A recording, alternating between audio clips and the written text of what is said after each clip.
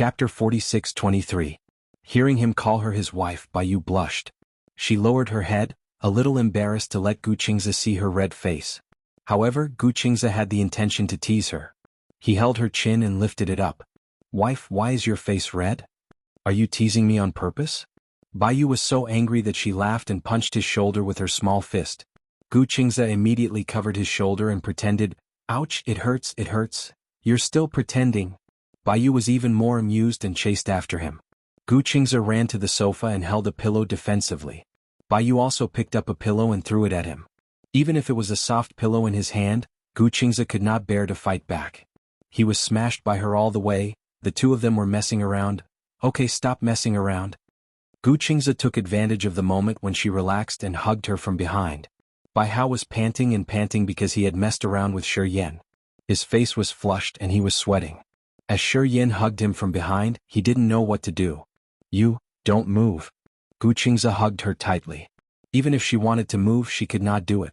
I want to call you, you are okay? Bai Kun was a little stunned by this affectionate address.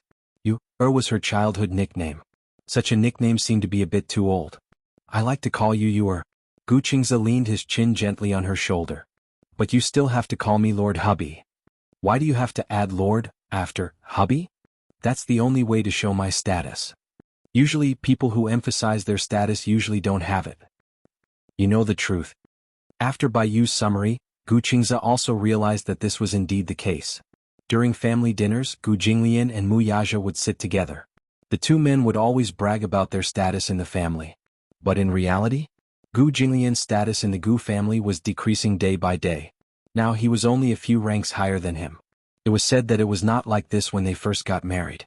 At that time, according to Chu Ho, Gu Jinglian was a rather cold and violent person. It was only after he got married, especially after Chanshan was born, that Gu Jinglian became more and more like a well-tamed brain. He gradually lost his temper. The one from the Mu family was definitely not any better. The Mu family and the Gu family were the same. Generally, there was an abundance of yin and a decline of yang.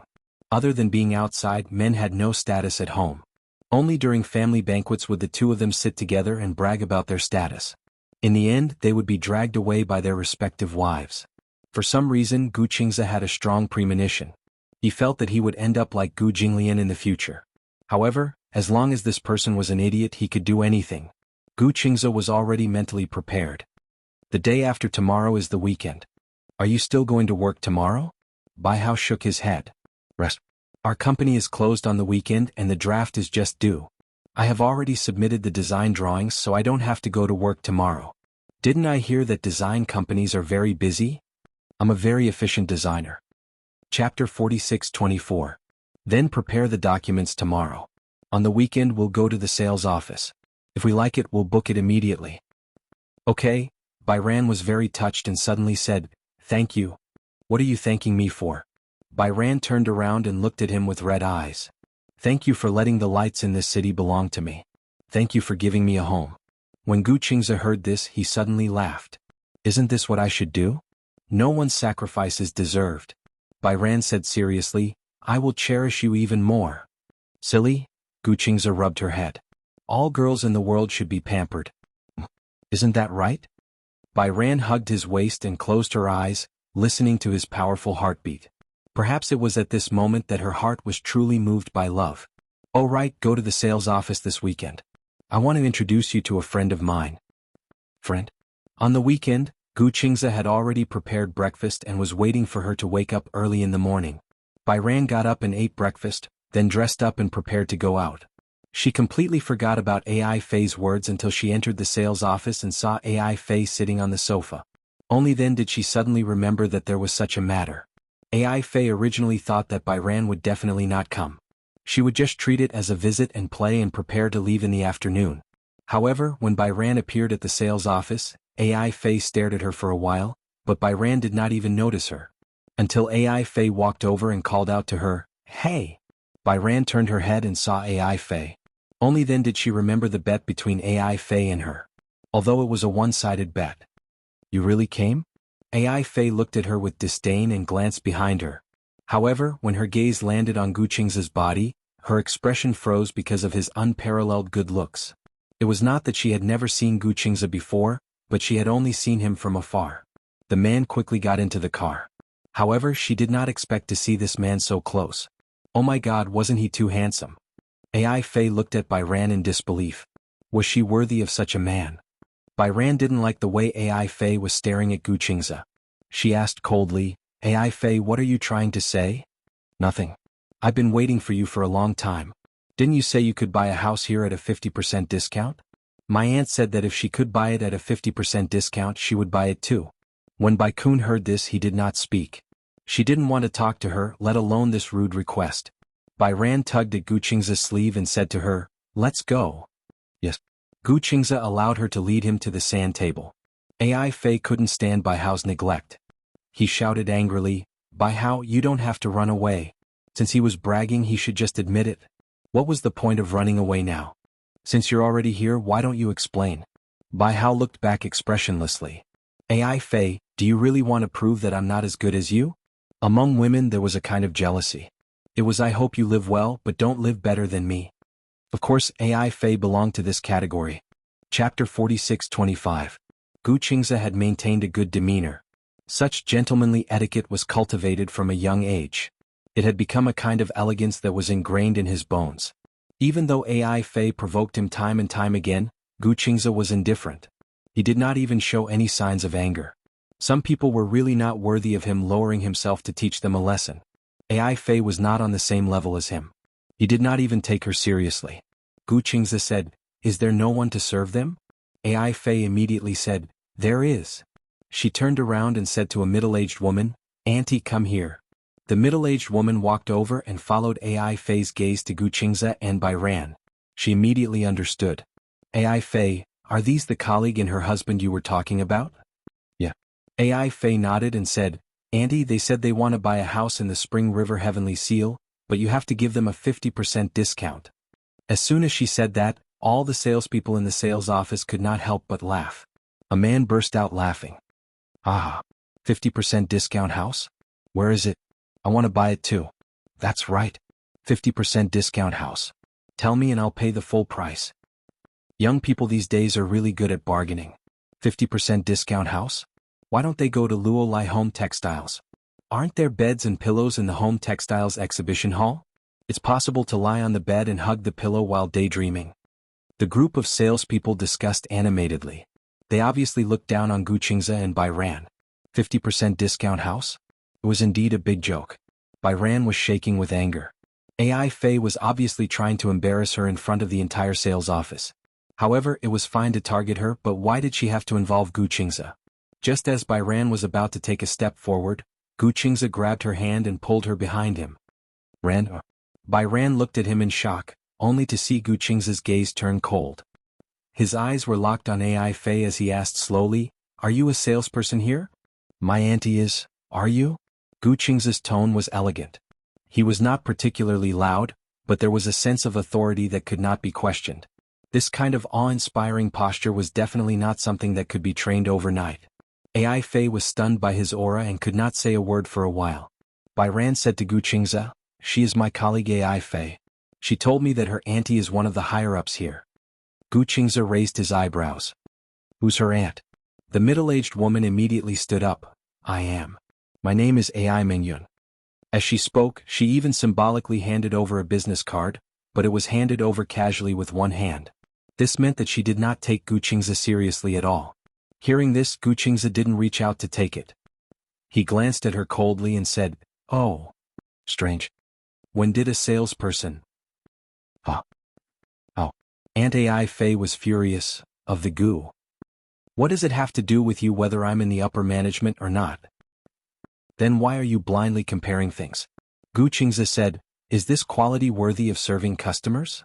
I think the sales office should lay off a lot of people. Chapter 46-26. Gu Qingze did not even look at him. I'm a client. I'm here to buy a house, not to listen to your nonsense. Now please give me the floor plan. You want the floor plan, right? Ai Mengyun turned around, took the floor plan and threw it at him. Here. Take a look. The floor plan was thrown at Gu Qingze's face. Bai Hao took in a cold breath. When he turned around to look at Ai Fei, his eyes were bloodshot. What are you doing? Didn't he want to see the floor plan? AI Mingyun was furious. Why are you acting all high and mighty at such a young age? A house with a 50% discount? I'll teach you a lesson today. There's no free lunch in this world. A house with a 50% discount? Dream on. AI Mingyun heard from her niece that someone wanted to buy a house in the Spring River Heavenly Seal but wanted a 50% discount. She found it unbelievable. A house with a 50% discount? How could the Spring River Heavenly Seal be sold at a 50% discount? Guqingze closed his eyes and looked at the floor plan on the floor. He said coldly, "Pick it up." The group of people looked at each other in dismay. They were actually stunned by his majestic aura. This man was so imposing. However, they had also heard about Byran from AI Fei, and they were also dismissive of the 50% discount. Therefore they did not take Guqingze seriously at all. However, Guqingze's aura made them a little flustered. They felt that this man did not seem like someone who would lie. What's going on? The sales director's angry voice came from the side. What are you doing? All of you are crowding around here. Good morning, director. Good morning, director. AI Mingyun immediately went up and bowed respectfully. She smiled flatteringly. Director, I'm sorry. Someone is here to cause trouble. It's a pity that I don't have the authority to chase him out. Cause trouble? The sales director looked at the direction AI Mingyun was pointing at and looked at Guqingze and Byran. What's going on? This man said that he wants to buy a house in the Spring River Heavenly Seal at a 50% discount. Director, you know very well that it's impossible to buy a house with a 50% discount. I think they're here to cause trouble. However, to everyone's surprise, the sales director looked at Guqingze when he heard about this and walked over to him cautiously. Excuse me, are you Mr. Guqingze? Yes.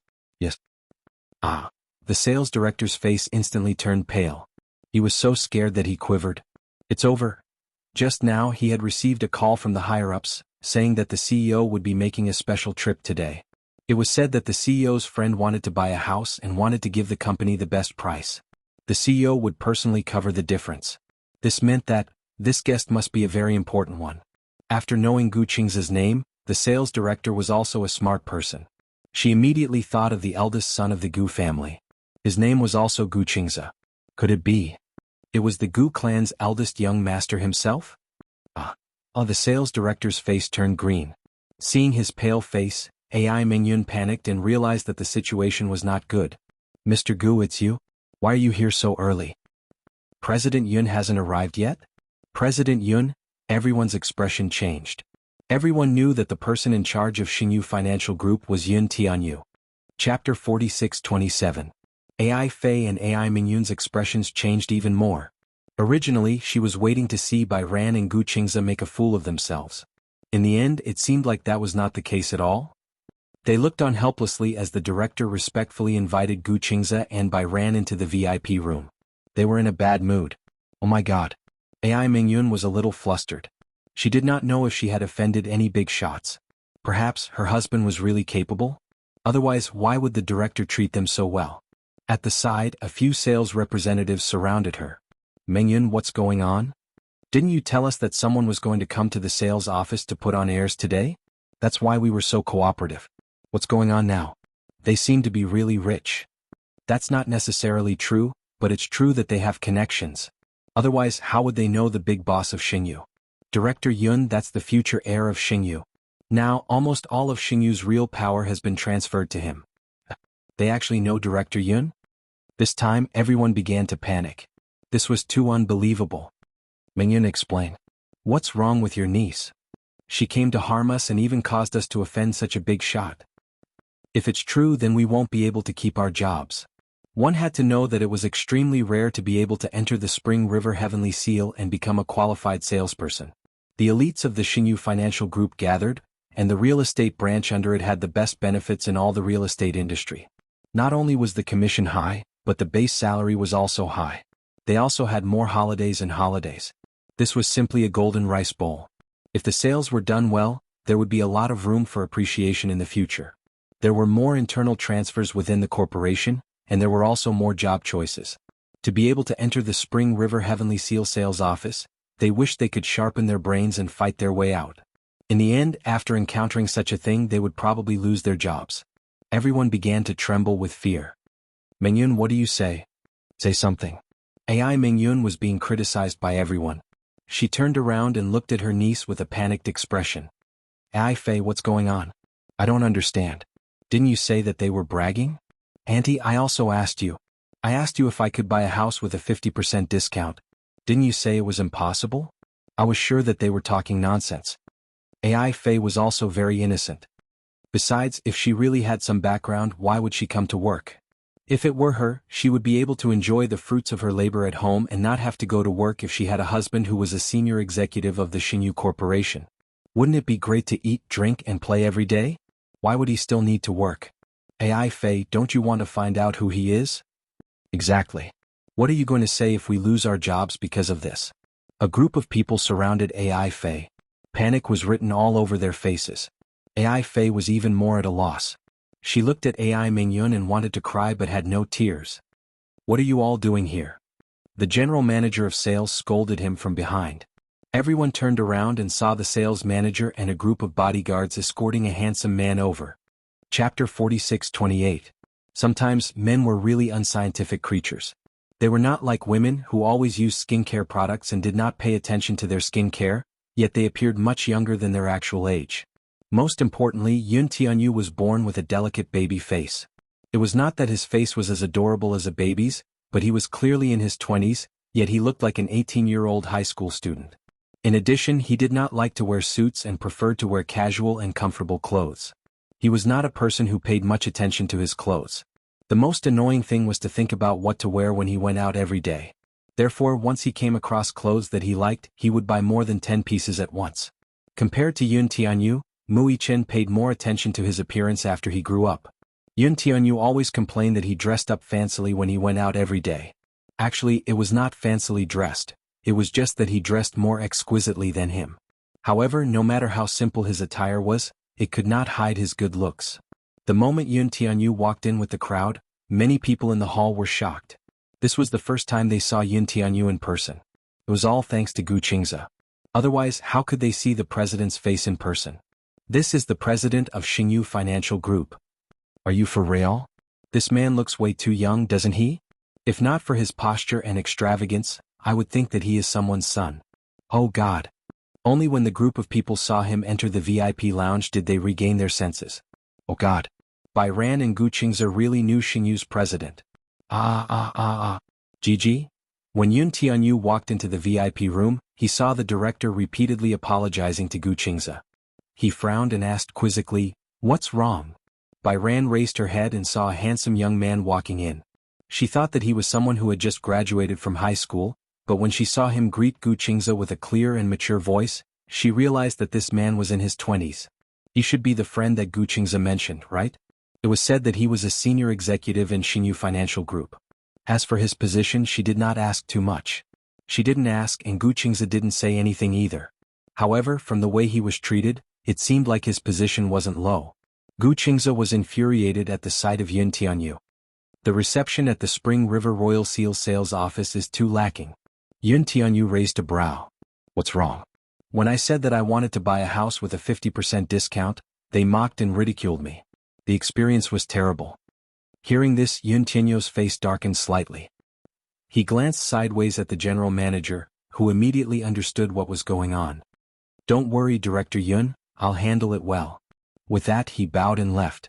Yun Tianyu sat opposite the man and lamented, "Buying a house at a 50% discount is indeed a joke. Selling the Spring River Heavenly Seal to you at a 50% discount is equivalent to a pie falling from the sky." Hearing this, Gu Qingze's mood instantly improved. "It's been hard on you." Yun Tianyu's lips curled into a smile. His gaze then landed on Bai Zhe, who was standing at the side. At a glance, he felt as if he had seen him somewhere before. Where have I seen him before? I remember now. Chapter 46-29. He sized her up, and the latter noticed his scrutinizing gaze. For a moment she became even more nervous. "What's wrong?" Bai Ran tugged at Gu Qingze's sleeve gently and asked carefully, "Why does he keep staring at me?" Yun Tianyu chuckled. "Because you're pretty." She felt awkward for a moment. She had clearly lowered her voice, but she did not expect him to hear it. He actually answered her so bluntly. Her face turned even redder. Just as they were talking, someone knocked on the door. Yun Tianyu turned around. "Come in." Just as he said that, the director walked in quietly and cleared his throat. I've done a head count. How should we deal with these 10 employees who offended Master Gu and young Madam Gu? They want to apologize personally, but I'm not sure if Master Gu is willing to do so. Gu Qingze calmly replied, I'm not willing. They had the freedom to apologize, but he also had the right to refuse to accept it. Not all mistakes could be summed up with 1 or 2 apologies. There were some things that caused harm that apologies were useless. Then, how should we deal with them? Yun Tianyu curled his lips and said, let's do it according to the old rules. Gu Qingze's interest was piqued when he heard that. The old rules? In Xingyu, where the elites gathered, the reward and punishment system was very clear. After Yun Tianyu took over as the CEO, he redefined the reward and punishment system. The employee's income and base salary might not be high, but the commission and bonus based on their performance were very impressive. As an employee of the Spring River Heavenly Seal, especially in the sales department, their base salary might only be 3,000 yuan, but they would receive a commission every month, which would be tens of thousands of yuan. Selling houses in the Spring River Heavenly Seal, their annual income would easily exceed 10,000 yuan. However, the punishment system was based on the deduction of the bonus. Once a principled mistake was made, the company would humanely give the employee 2 choices. 1. Deduct a year's worth of bonus and commission. Spring River Royal Seal Sales Department only gave out 20% of the commission every month, and it would be paid in one lump sum at the end of the year. Hence, if a year's worth of bonus and commission were deducted directly, it would be a huge loss. Would it not hurt to have a few 100,000 yuan deducted at once? The second situation was that the company would give out 50% of the commission, and the employee would take this money and leave. The company would fire the employee.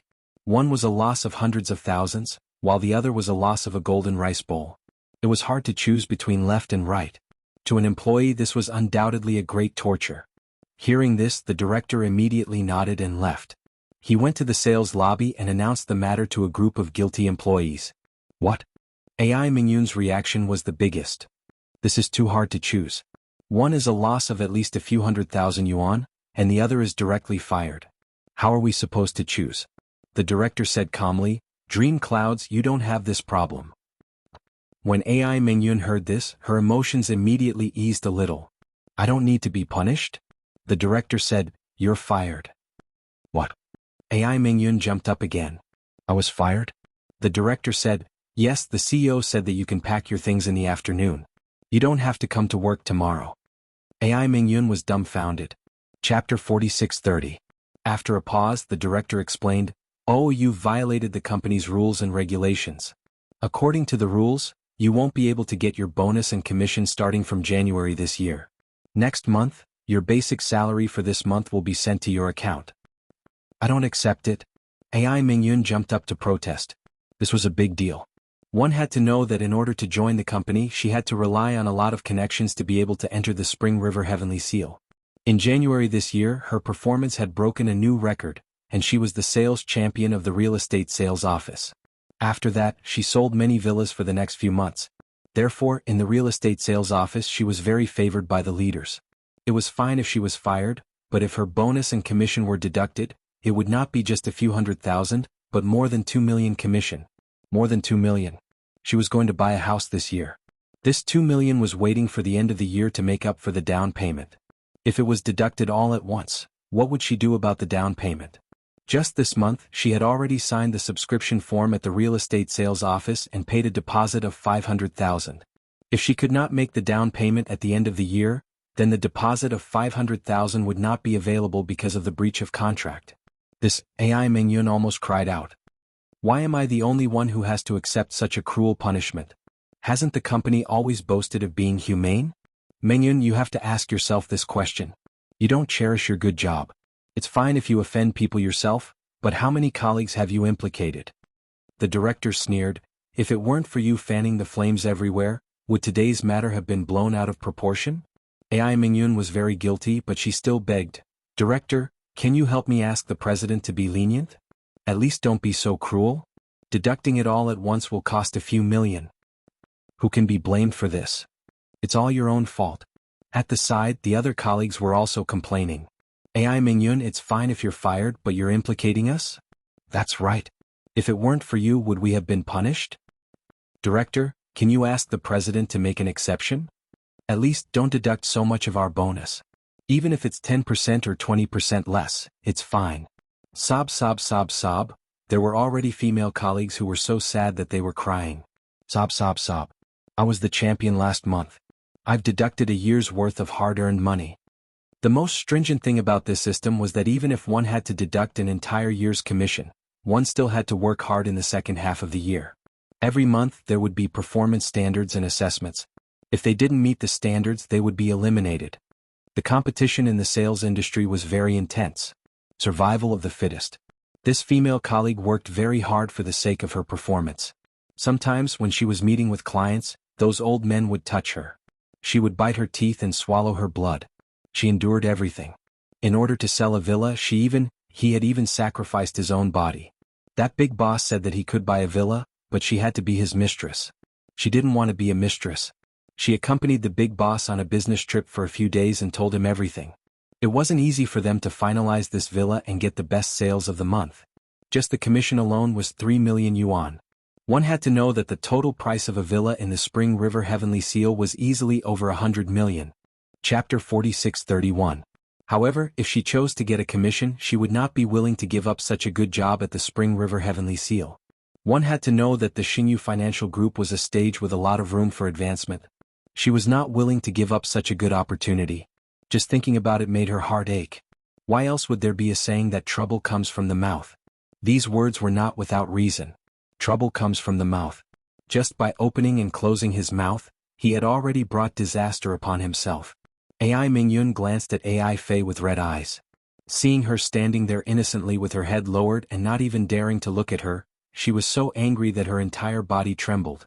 Ai Fei, how can you harm your aunt like this? And I don't know what's going on either.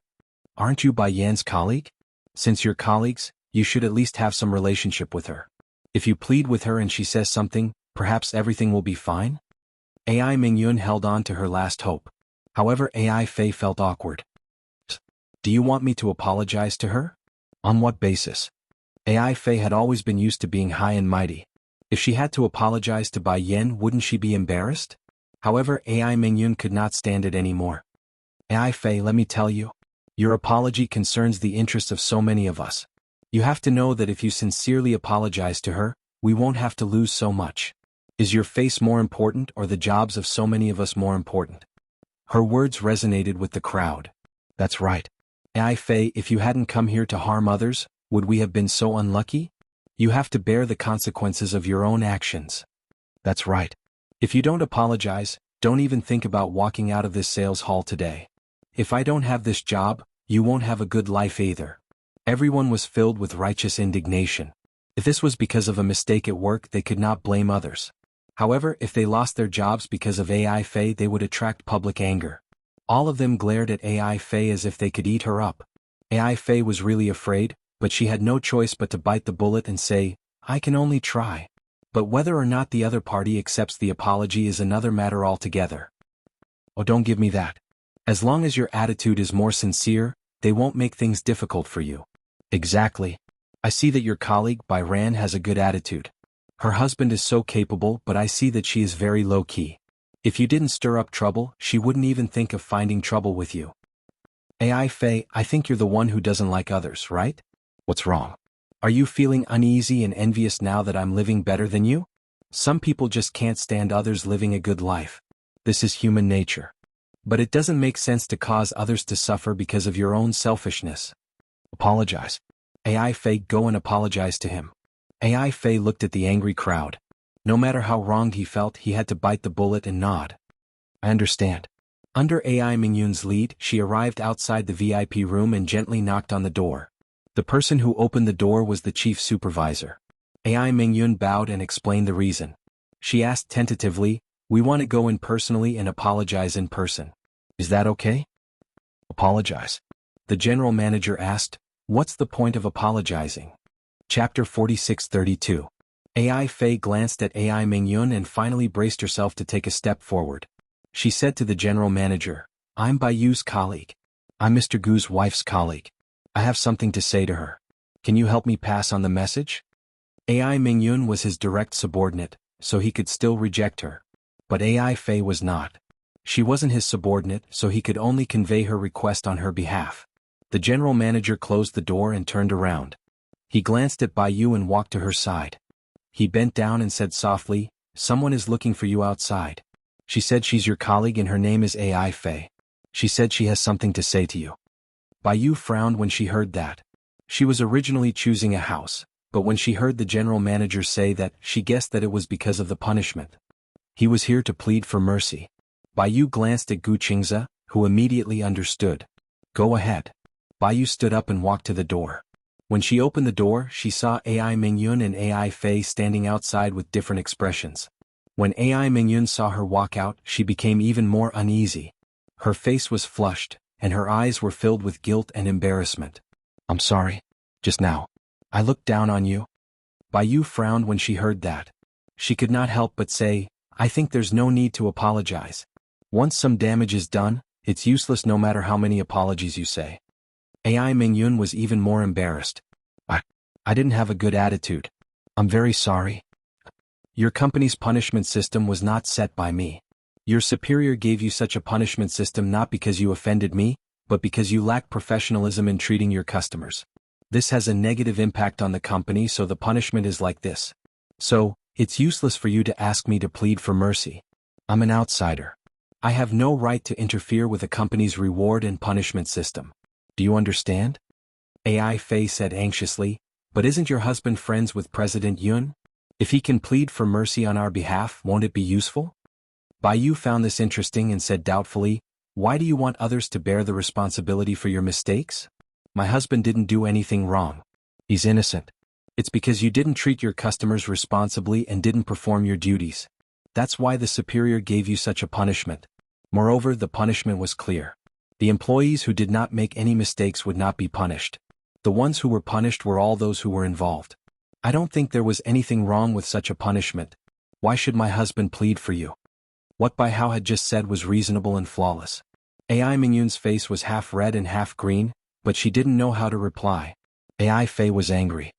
"Bai Yin, how can you be so impersonal? Just say a few words on our behalf and settle it. It's just a piece of cake for you. Don't you think it's troublesome? Or are you happy to see us so unlucky? So many people have lost their jobs because of you. Are you proud of that?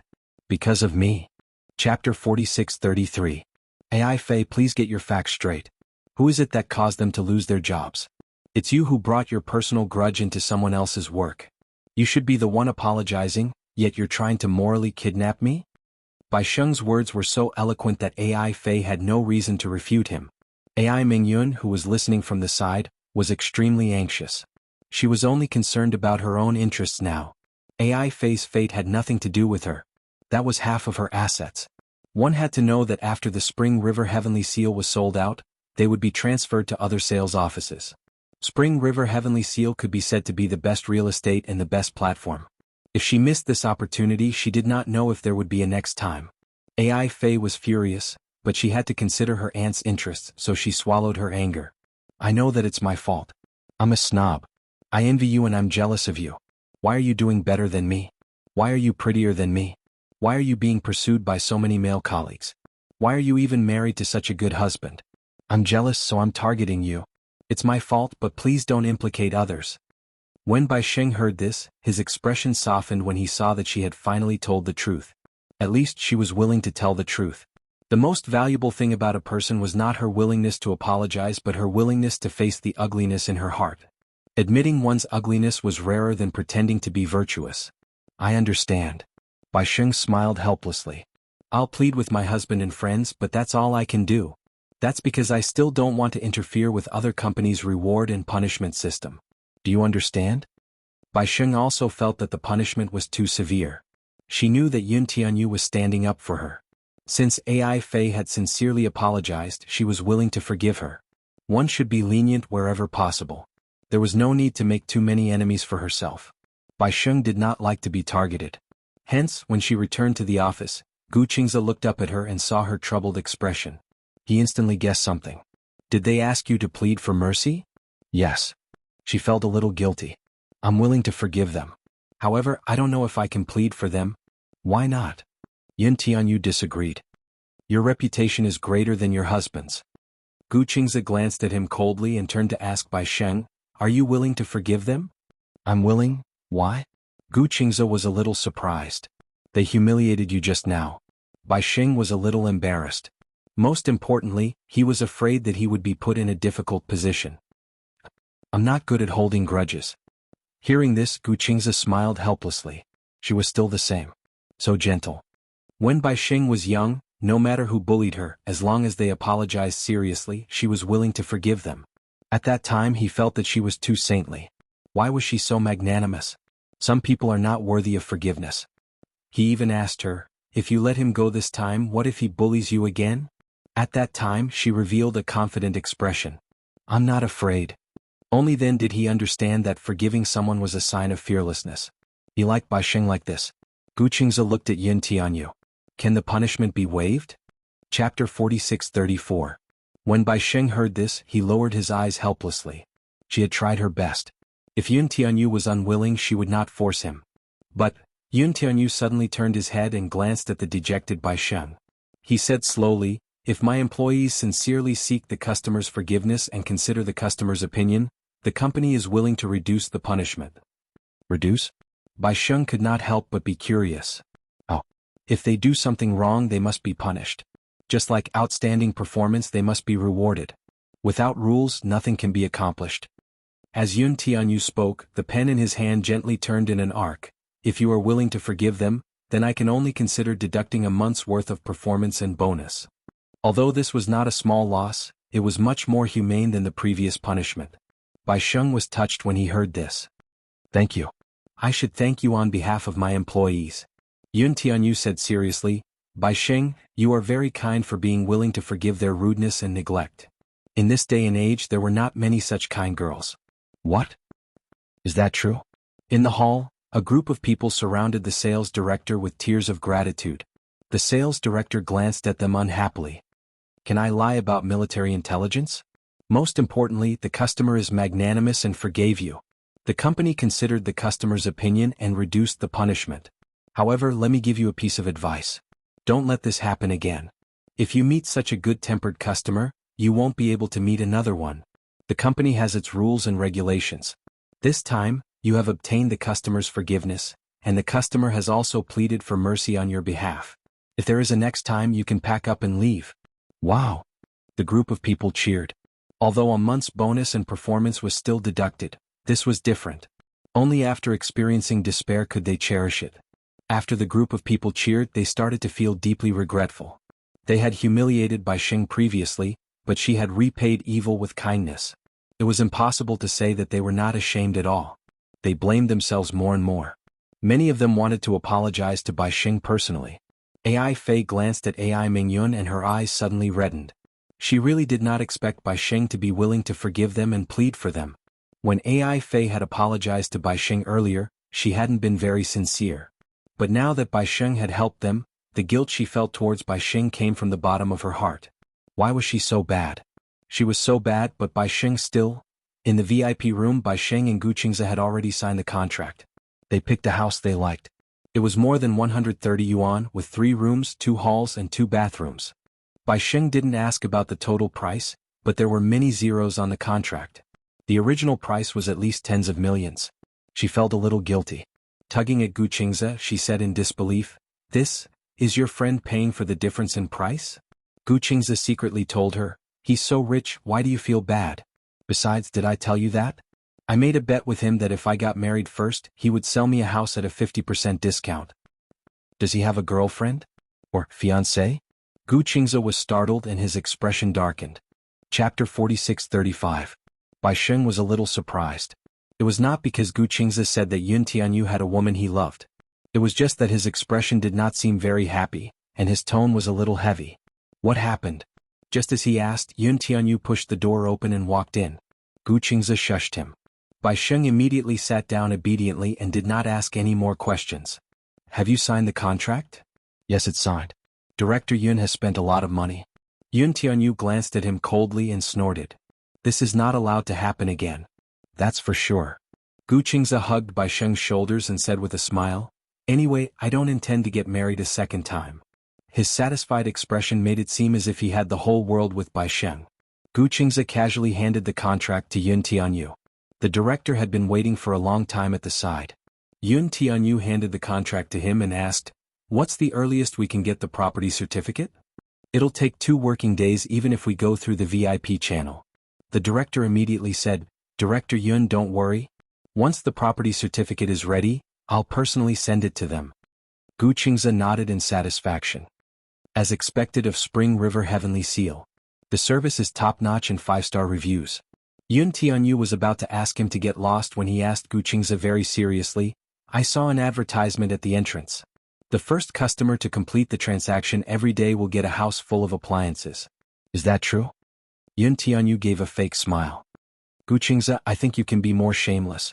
Then will the house full of green plants be given as well?" By Sheng, she felt that they might be chased out in the next second. "Hey!" She did not know whether to laugh or cry as she tugged at Gu Qingze's sleeve and asked worriedly, "Will we be chased out?" "You won't." Yun Tianyu comforted her gently, but in the next second, his tone turned cold. "But he will." "Eh? Don't. I'm not greedy anymore. Don't chase me out. It's so hot outside. We've bought the house. Is there anything else?" "No." "Then get lost." Yun Tianyu said coldly, "I don't want to see you again for a week." When Gu Qingze and Bai Sheng left the sales office, a row of sales staff in uniform stood at the door. They had different expressions but their faces were filled with guilt. "AI Mengyun and AI Mengyun." "AI." Bai Sheng's eyes widened in surprise. Then he looked at the row of people standing behind her. There were so many people. Why were they standing at the door? AI Fei's eyes and face suddenly turned red. Chapter 46:36. "Ah." Bai Sheng was a little surprised. "So your apology wasn't serious?" I didn't hear it. I thought you guys were serious about apologizing." As Bai Sheng spoke, she smiled and frowned helplessly. "I'm actually not a person who's good at holding grudges. Because life is already so difficult. If you have to remember and fuss over anything that doesn't go your way, don't you feel tired?" AI Fei looked at her in a daze. "I'm actually not that generous, but I can't be bothered to fight with others." "AI Fei, I accept your apology. I hope that when we meet again at the company we can be friends." As Bai Sheng spoke, she suddenly thought of something. She looked at AI Fei and then at Gu Qingze beside her. She said word by word, "Actually, you don't have to be envious of me. Many times, meeting anyone is sometimes a coincidence and sometimes it's inevitable. I admit that I'm very lucky to have met my husband, but I don't think it's worth being jealous of. If you can't meet the person you think is outstanding, then make yourself an outstanding person." AI Fei nodded silently. Bai Sheng said to Gu Qingze, "Shall we go back?" "Okay." Gu Qingze put his arm around Bai Sheng's shoulder and the two of them walked to the parking lot. They got into the car and left under the gaze of a group of people. AI Mengyun looked at the departing phaeton and heaved a sigh of relief. Today's incident was a false alarm. On Monday when Bai Sheng arrived at work, there was a box of skim milk on the table. She picked it up and there was a post-it note on it. "Thank you." Smiley face. Bai Sheng immediately understood who had sent this box of milk. She glanced at AI Fei. AI Fei sensed her gaze and lowered her head in embarrassment. At noon, Bai Sheng took the initiative to walk to AI Fei's seat and asked, "Do you mind if I sit here?" "No, I don't mind." "If you don't mind, what's there to mind? It's indeed a little boring to eat alone." Bai Sheng sat down opposite her. AI Fei was even more embarrassed. After all, they had some grudges from before. However, Bai Sheng was generous and had no intention of bearing a grudge. AI Fei gradually relaxed. "Bai Sheng, your husband really dotes on you.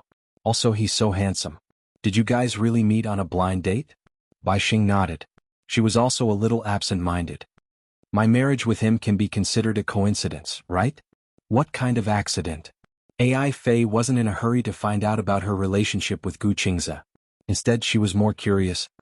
"You're still so young and have just graduated. Why are you already going on blind dates?" "My aunt forced me to do it." Bai Sheng briefly explained the reason why Yi Yuqin forced her to go on blind dates after she graduated. "Oh my god, isn't your aunt's family a little too extreme?" AI Fei began to complain on her behalf. "What's the difference between you and a blood-sucking bug?" So, out of a sense of revenge, when he proposed marriage, although I was stunned for a moment, I still agreed. Chapter 46:37. AI Fei smiled. "Bai Sheng, no wonder all the male colleagues in the office like you. You look so good when you smile. Moreover, you're very kind. These days there aren't many girls as innocent as you. However, it's easy to be taken advantage of."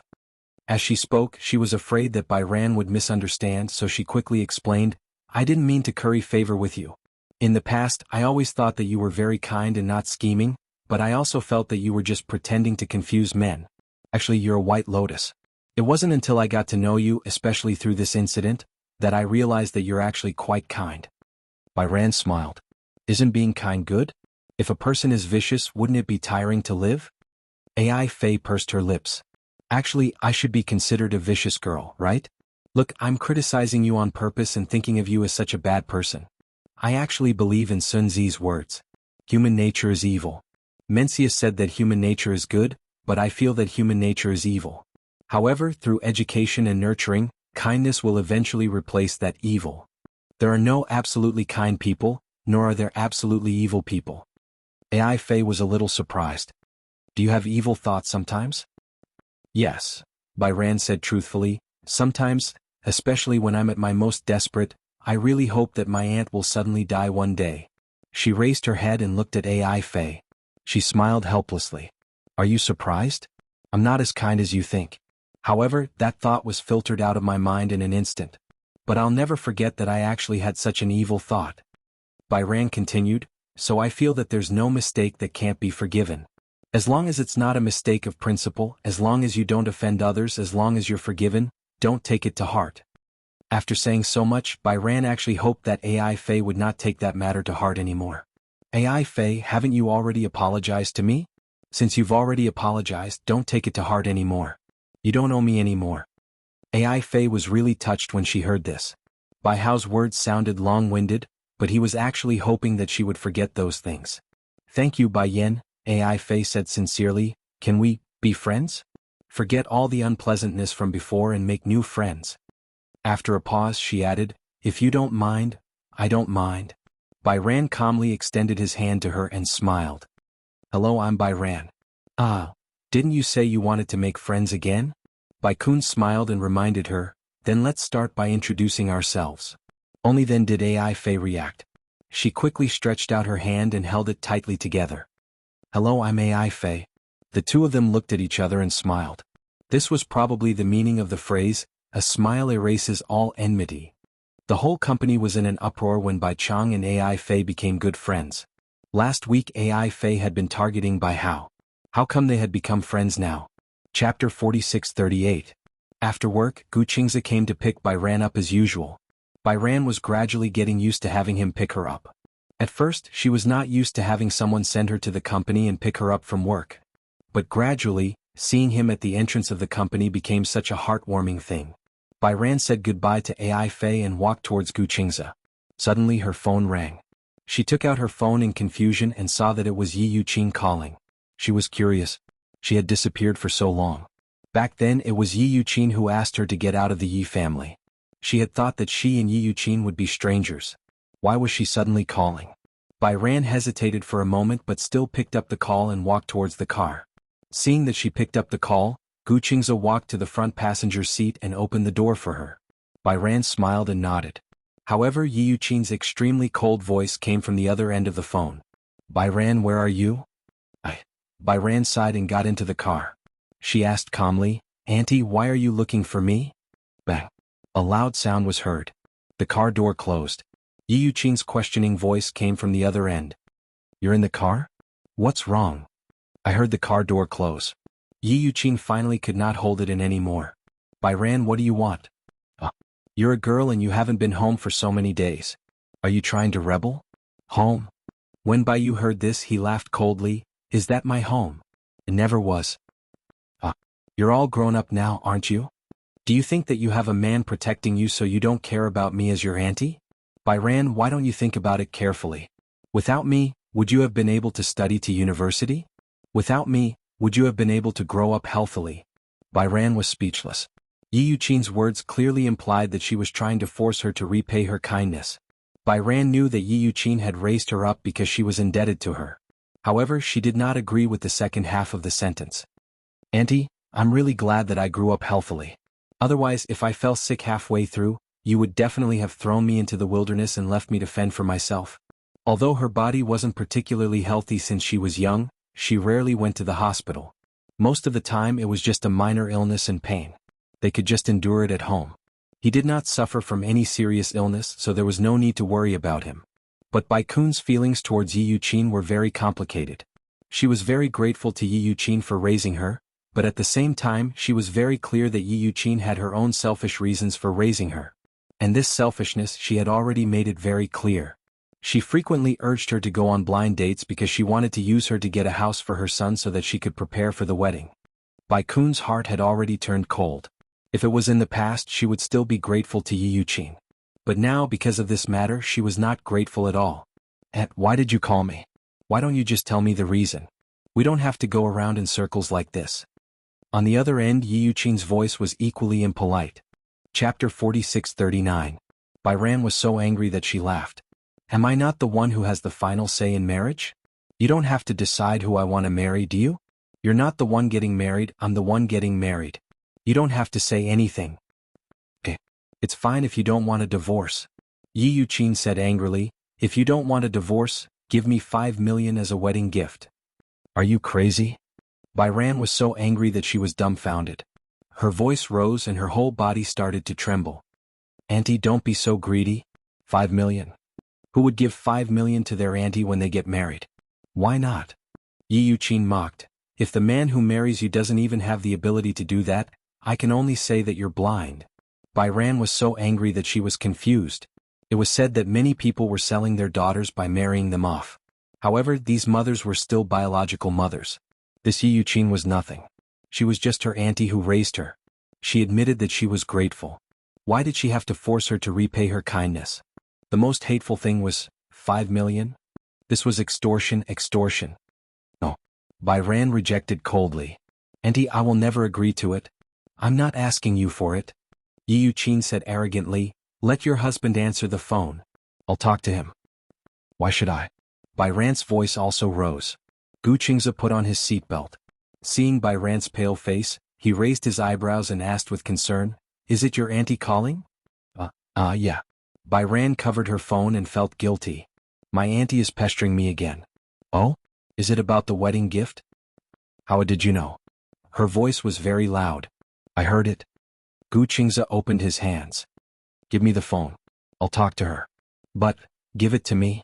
Be good. Bairan sighed and finally handed the phone to him with trembling hands. Gu Qingze took the phone and Yi Yuqin's impatient voice came from the other end. Hello. Bairan. Where the hell are you? Say something. She had been covering her phone the whole time, so Yi Yuqin lost her patience. Gu Qingze said calmly, hello auntie. My name is Gu Qingze. We've met before. Do you still remember? His choice of words was very elegant and it was obvious who was better. Little Gu. Hearing his voice, Yi Yuqin's attitude softened. I've thought about your proposal for a long time.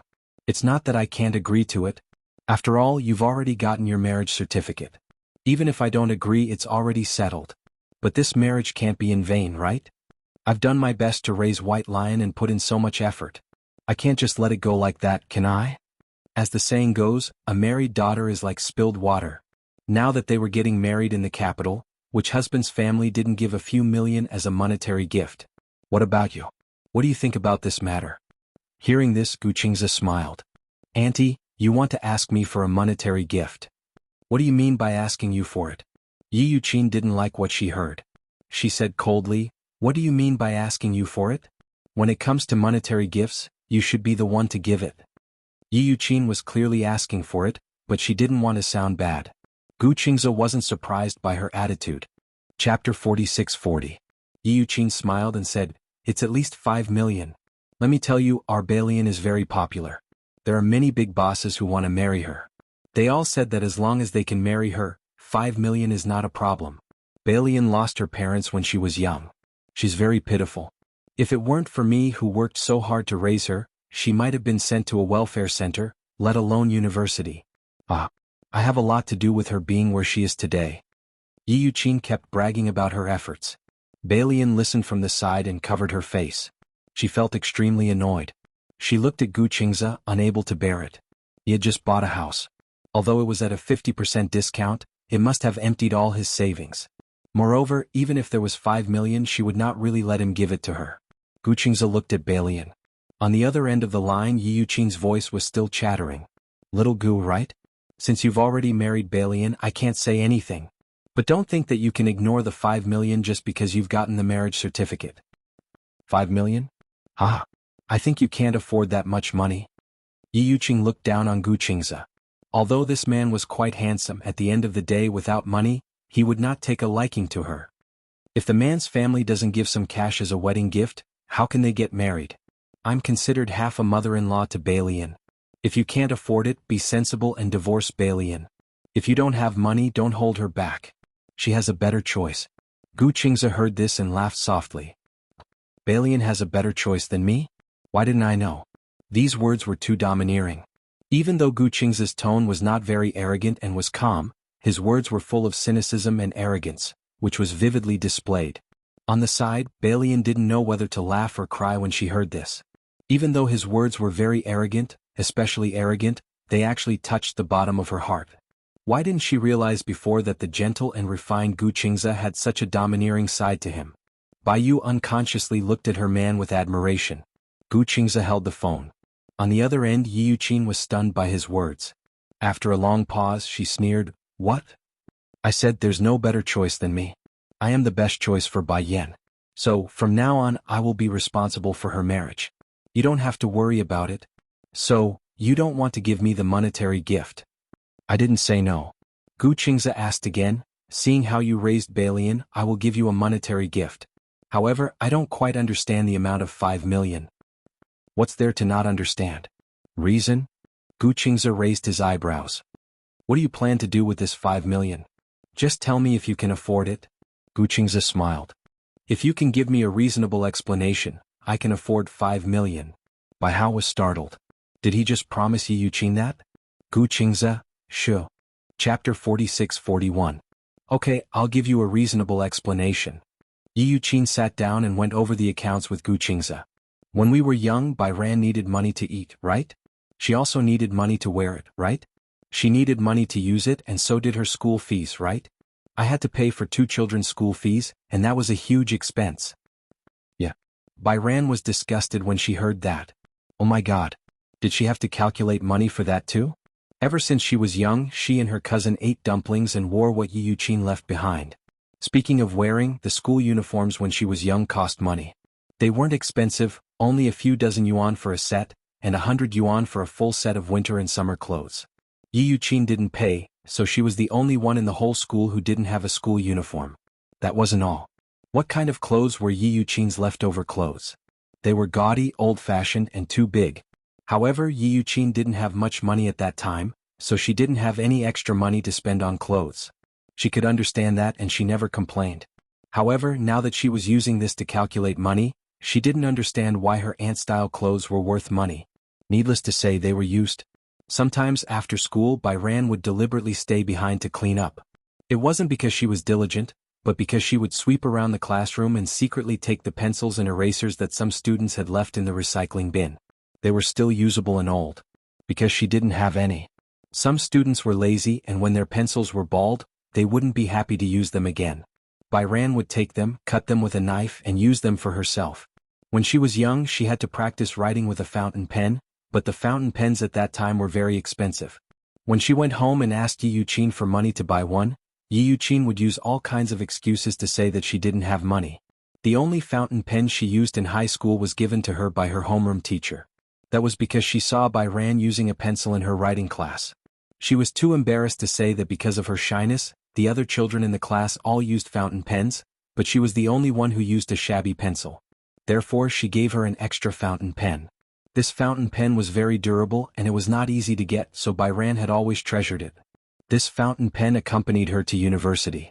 Later, when the tip of the pen broke, she kept it in her notebook. Let's talk about eating later. Bai Ran had never participated in any of the class activities, such as the spring and autumn excursions, summer camps, or winter camps. This was especially true for the summer and winter camps. At that time, the quota depended on results. Bai Ran's results were the best, but she didn't have a chance because she had to pay for it. She couldn't afford it. He had never been to the spring and autumn excursions. She could only stay at home, do her homework, and imagine her classmates participating in the spring and autumn excursions. She should be very happy, right? In fact, she did not feel inferior or sad to receive such treatment because the Yi family's conditions were not particularly good. She was already very grateful that he was willing to take her in and support her. But it was too much for Yi Yuqin to use this to ask Gu Qingze for money. Bai Ran was furious, but Yi Yuqin continued, "When I was young, Bai Ran's parents had an accident and I followed them. That was also money, right?" Huh? Bai Ran was admitted to a university. In order to raise her tuition fees, I almost sacrificed my son's chance to study. Chapter 46-42. Just think about it. With Yi Yuqin's desire for her son to succeed, if her disappointing son had the chance to go to university, would she be willing to let him go? When she was admitted to university, he was in the middle school exams. In the end, he did not even get into a decent high school.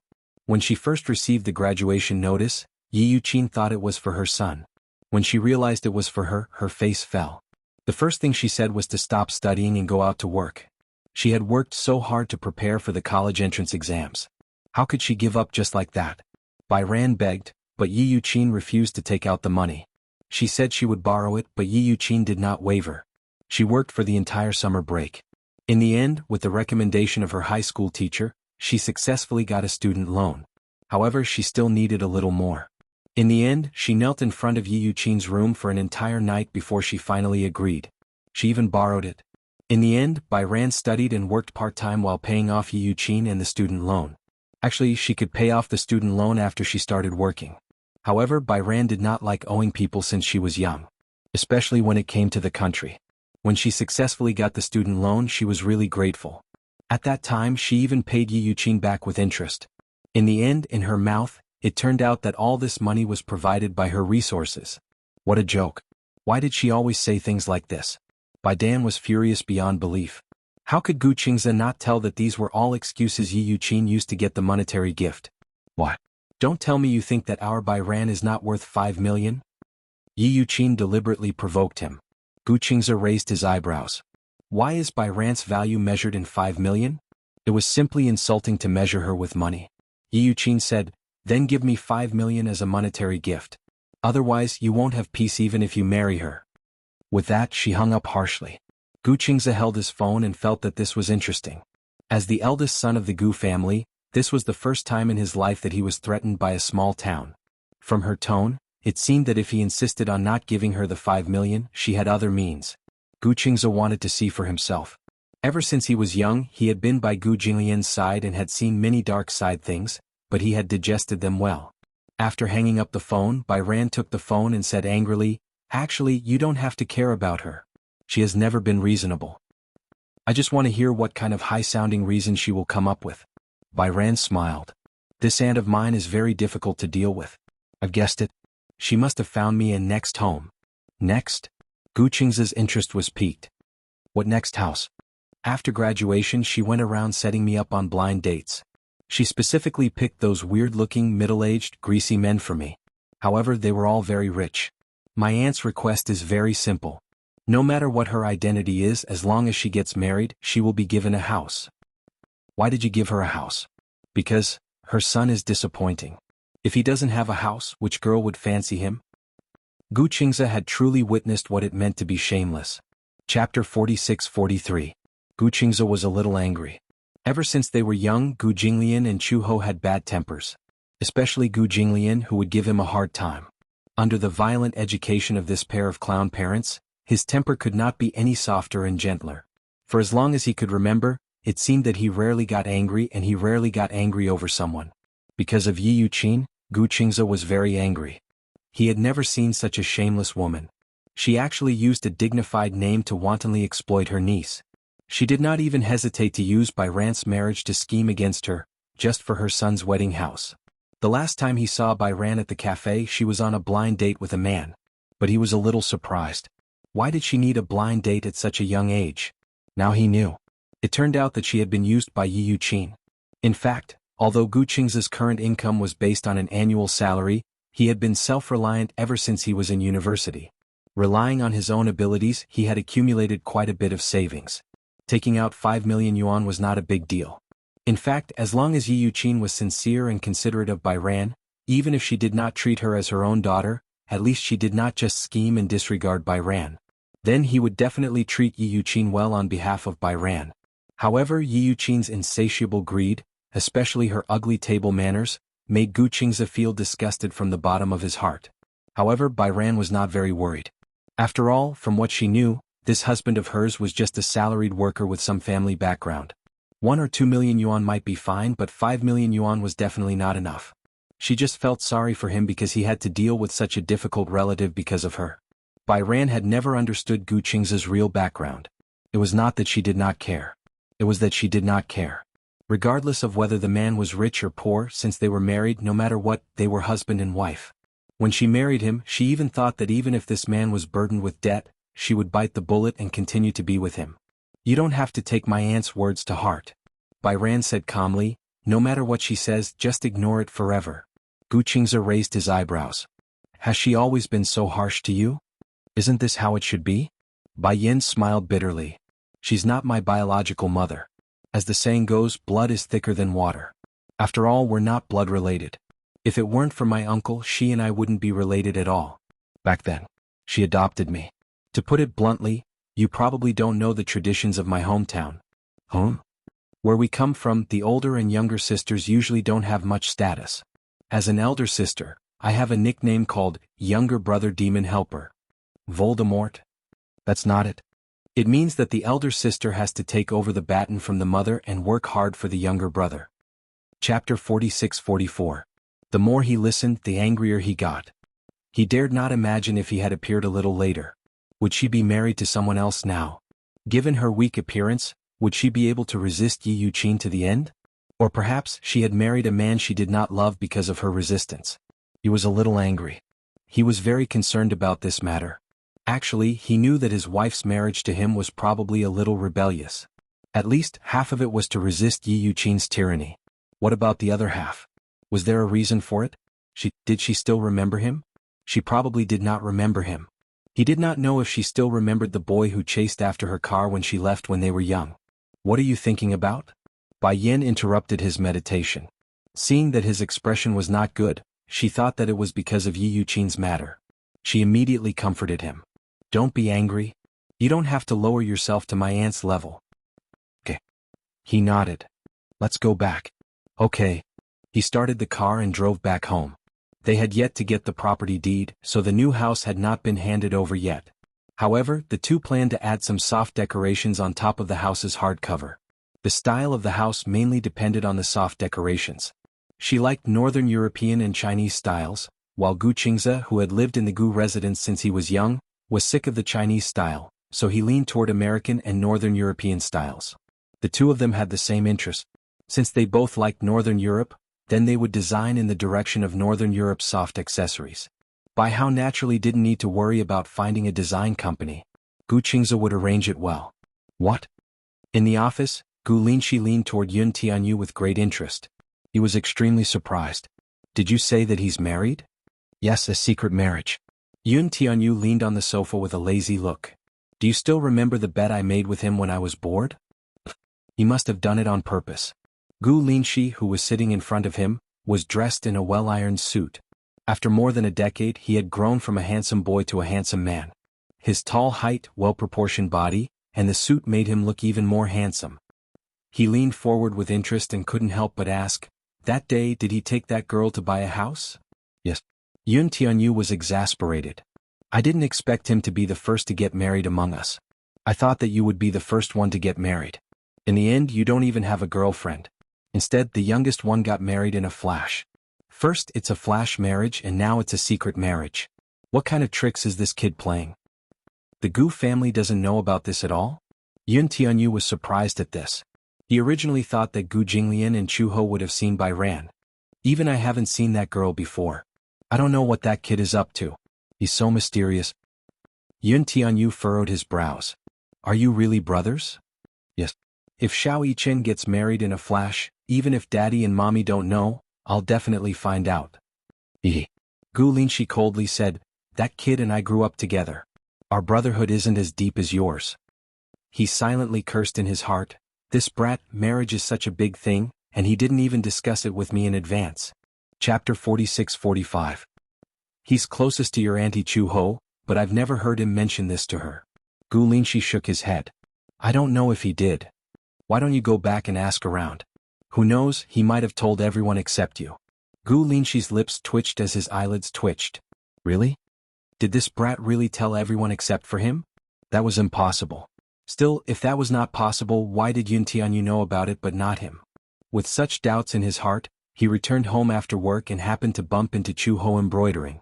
She had recently become obsessed with embroidery. While others were still obsessed with diamond stickers, Chu Ho had already caught up with the trend and was obsessed with embroidery.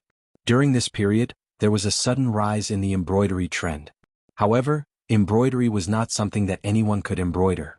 Gu Jinglian and Gu Linshi thought that Chu Ho was just doing it on a whim. It was too difficult for her, who was used to holding a gun, to handle something as thin as an embroidery needle. But to everyone's surprise, not only was it not a momentary interest, but it was also a very good game. Gu Linshi stood at the door and watched her for a while. Chu Ho was so engrossed in embroidery that she did not realize that he had returned. He stared at her for a long time. Perhaps it was because they had been together for a long time, but after so many years, Chu Ho did not show any signs of aging. She and Gu Jinglian seemed to have used some kind of immortality method. Other than their facial features becoming more mature and their smile showing some wrinkles, there were no other changes. Chu Ho did not usually do any expensive skincare. Other than a few creams, she did not learn from the other rich ladies to plant golden thread or inject sheep placenta into her body. Instead, she exercised frequently. Chu Ho had been training since she was young. If she did not exercise during her free time, Chu Ho would feel especially lethargic. After so many years, Gu Jinglian did not change much other than his character becoming more mature. Rather than saying that he was steady, it would be better to say that he had already stepped into the life of an old man. In the morning she held Chu Ho's hand and went for a walk. When she was running, he would carry the bird cage in the park and enjoy the morning breeze. Gu Jinglian was obsessed with raising parrots. Raising a parrot was one thing, but other people were walking a dog, but he insisted on walking a bird. Therefore, Gu Linshi said that Gu Jinglian was already an old man. Brother, why are you back so early today? Gu Xinghan's voice sounded. Upon hearing this, Chu He immediately raised her head and turned to look at the man. In the afternoon, the man was taking an afternoon nap on the recliner. When he saw that Gu Linshi had returned, he yawned lazily and sat up. Gu Xinghan had just turned 16 and was in the prime of his life. On his young but slightly immature handsome face, there was an innate rebellious and perverse look. Gu Xinghan was very rebellious, like an insufferably arrogant little devil. He seemed to have inexhaustible energy. Now he had become Gu Jinglian's biggest headache. Chapter 46-46. When they were young, Gu Xinghan and Gu Linga looked quite alike. As they grew older, the difference in their looks began to be like heaven and earth. Gu Linga looked especially like Gu Jinglian. She had a bright appearance, especially her peach blossom eyes. She had inherited Gu Jinglian's exquisite eye shape, but she had a natural charm that girls should have. When she was young, people often said that if Linga grew up to be like Gu Jinglian, the people proposing marriage would probably trample over the Gu family's doorstep. Gu Jinglian snorted and said lightly, if Linga grew up, those unscrupulous boys would not even have the chance to cross the Gu family's threshold. Since they were young, Gu Jinglian favored Gu Linga, while Gu Xinghan was closer to Chu Ho. Opposites attract. This rule was so applicable in the Gu family. Gu Jinglian's temper was quite bad, but he could do nothing about Gu Linga. At this moment, Gu Linga said that she wanted to fly a kite, so Gu Jinglian eagerly took his precious daughter to the park. Chu Ho was left at home to embroider, while Gu Xinghan took a nap and accompanied her. Linshi, why are you back so early today? She was a little surprised. Gu Linshi casually put his briefcase on the table and smiled. There's nothing to do at the company, so I came back early. Chu Ho nodded and took out her embroidery work as if it was a treasure. She leaned in front of him and said proudly, Look, how is my embroidery? I'm very good. You're too perfunctory. You didn't even look at it much. Gu Linshi was helpless. Mom, you know that I don't know anything about embroidery. As long as it's embroidered by you, I think it looks good. Chu Ho smiled and did not blame him. She took the embroidery back to the table and began to embroider seriously. Gu Xinghan yawned again. Mom, you've been embroidering with your head down. Isn't your neck sore? It's not sore. Be careful of cervical spondylosis. Chu Ho glared at him. Gu Xinghan felt guilty from the stare and whistled, Pretend I didn't say anything. I'm just concerned. Gu Linshi suddenly asked, Mom, has Qingzi been back recently? Chu Ho looked up, narrowed his eyes and said, I almost forgot about him if you didn't mention him. Ah. If second brother heard this, he would probably cry in the toilet.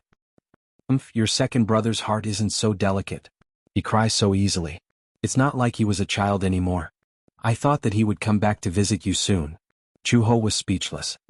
That brat has almost forgotten all about me and his father. Gu Xinghan could not help but complain again. Aren't you the same as Dad? You've also forgotten about him completely. Chu-ho's face turned slightly red. Don't you dare talk too much. Gu Xinghan quickly raised his hand and patted his face. Big mouth mother. I'll slap myself. You don't have to do it. Chu-ho was satisfied. She turned her head and looked at Gu Linshi. Why are you asking about him? Nothing. I saw that he hasn't been home recently, so I'm just asking. Maybe he's busy with work. Chu-ho did not take it to heart. Gu Linshi touched his nose. Haven't you heard from him recently? Didn't he talk to you on the phone? Chapter 46-47. Gu Xinghan said coldly again, didn't mother say that she had almost forgotten about second brother completely? Chu-ho glared at him again. Gu Xinghan, why are you so talkative? Hiya. I just pity second brother. He doesn't even have a sense of existence anymore. Before Gu Xinghan could finish speaking, he quickly dodged.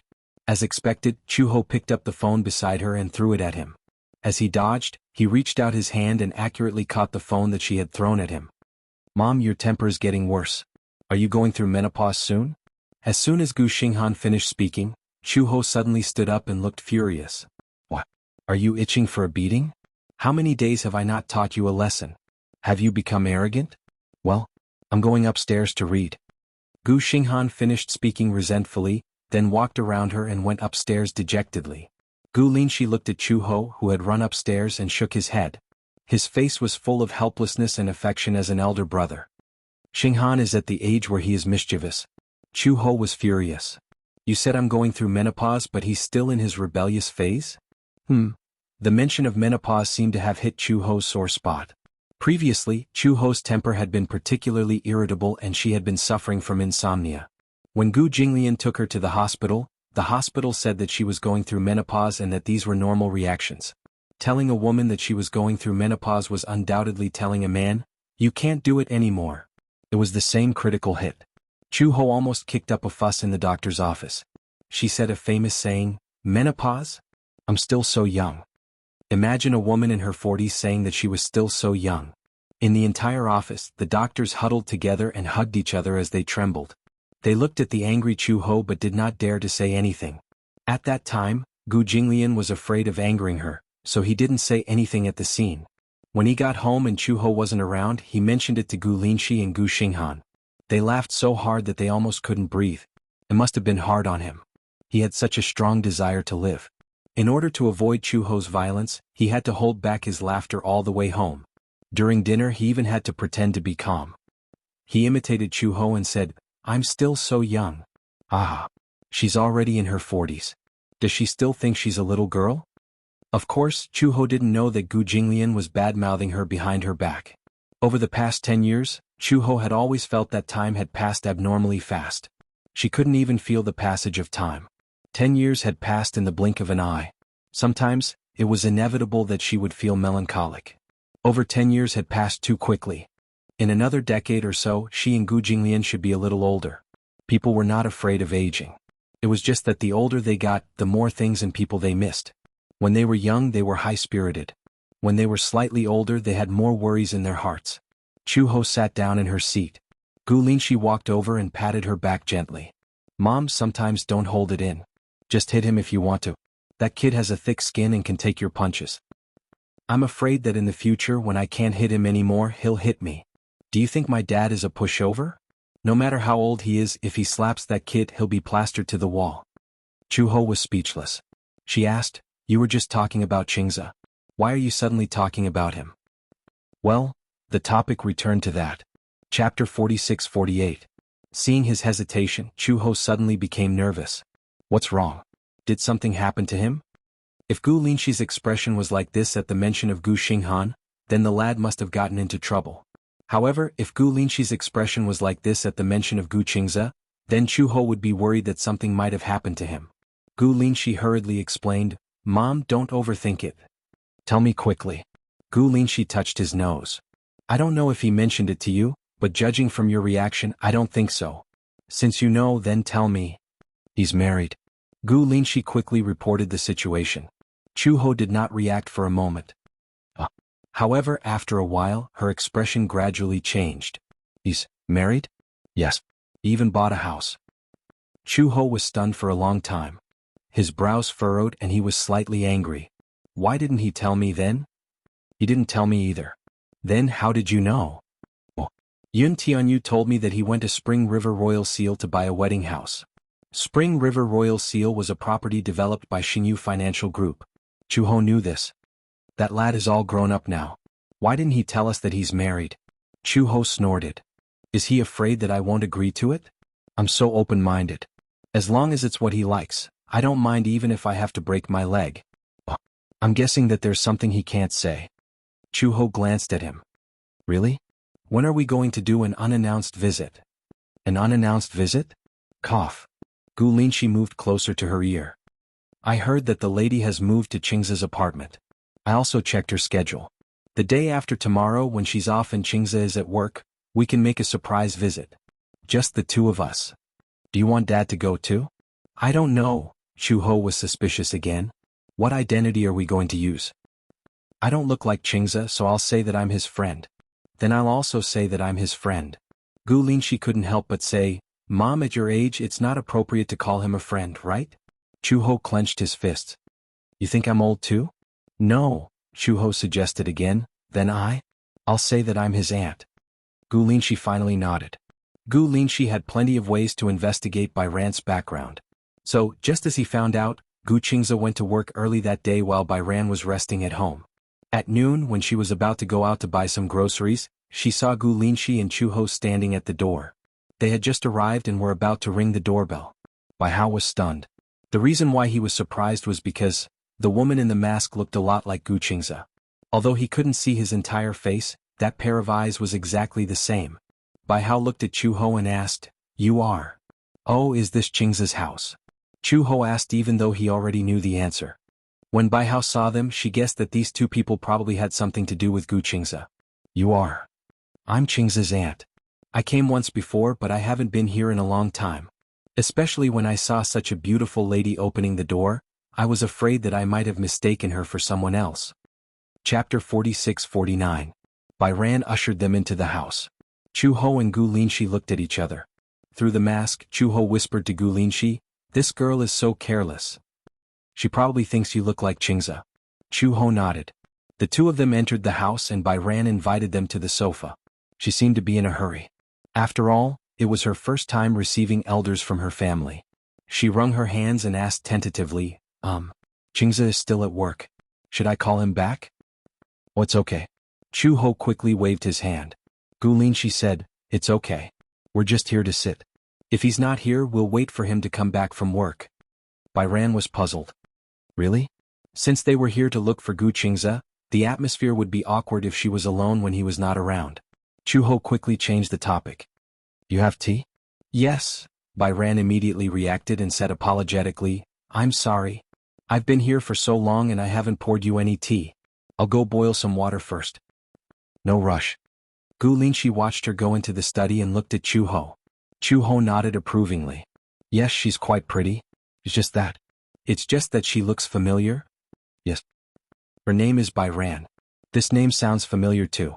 It had been so long ago that Gu Linshi had almost forgotten that this name had once appeared in his life. When he was young, there seemed to be a girl who was good friends with Gu Qingza. When he mentioned the name, Chuho instantly remembered. Could it be that Ranner? Unlike Gu Linshi, Chuho was an adult. Therefore his memory was deeper than Gu Linshi's. Bai Ran? Ranner? Chuho immediately thought of this name. When we were young, wasn't there a girl named Ran, who was good friends with Qingza? Now that you mention it, I remember. Indeed, there was such a girl. Could it be that this Bai Ran was the Ran that Gu Qingza missed so much when he was young? If that was the case, then it wouldn't be hard to explain why Gu Qingza got married so quickly. He was deeply in love with Shang'er. Even after so long, the photos of him and Shang'er when they were young were still in his drawer. Gu Linshi and Chu He exchanged glances with each other. Wait a minute. I'll ask her when she comes over. Okay. The two of them sat upright. When Bai Ran walked over with a cup of tea, Gu Linshi pretended to ask casually, "You live with Qingze. Are you married?" Bai Hao was bewildered. He lifted his head awkwardly. She didn't know how to ask this question. She didn't know if she should tell them the truth. Most importantly, she did not know if Gu Qingze had any intention of announcing their marriage to his family. They had a secret marriage. Gu Linshi saw that she was hesitating and immediately comforted her. "It's okay. Just say it. I heard that Qingze is married.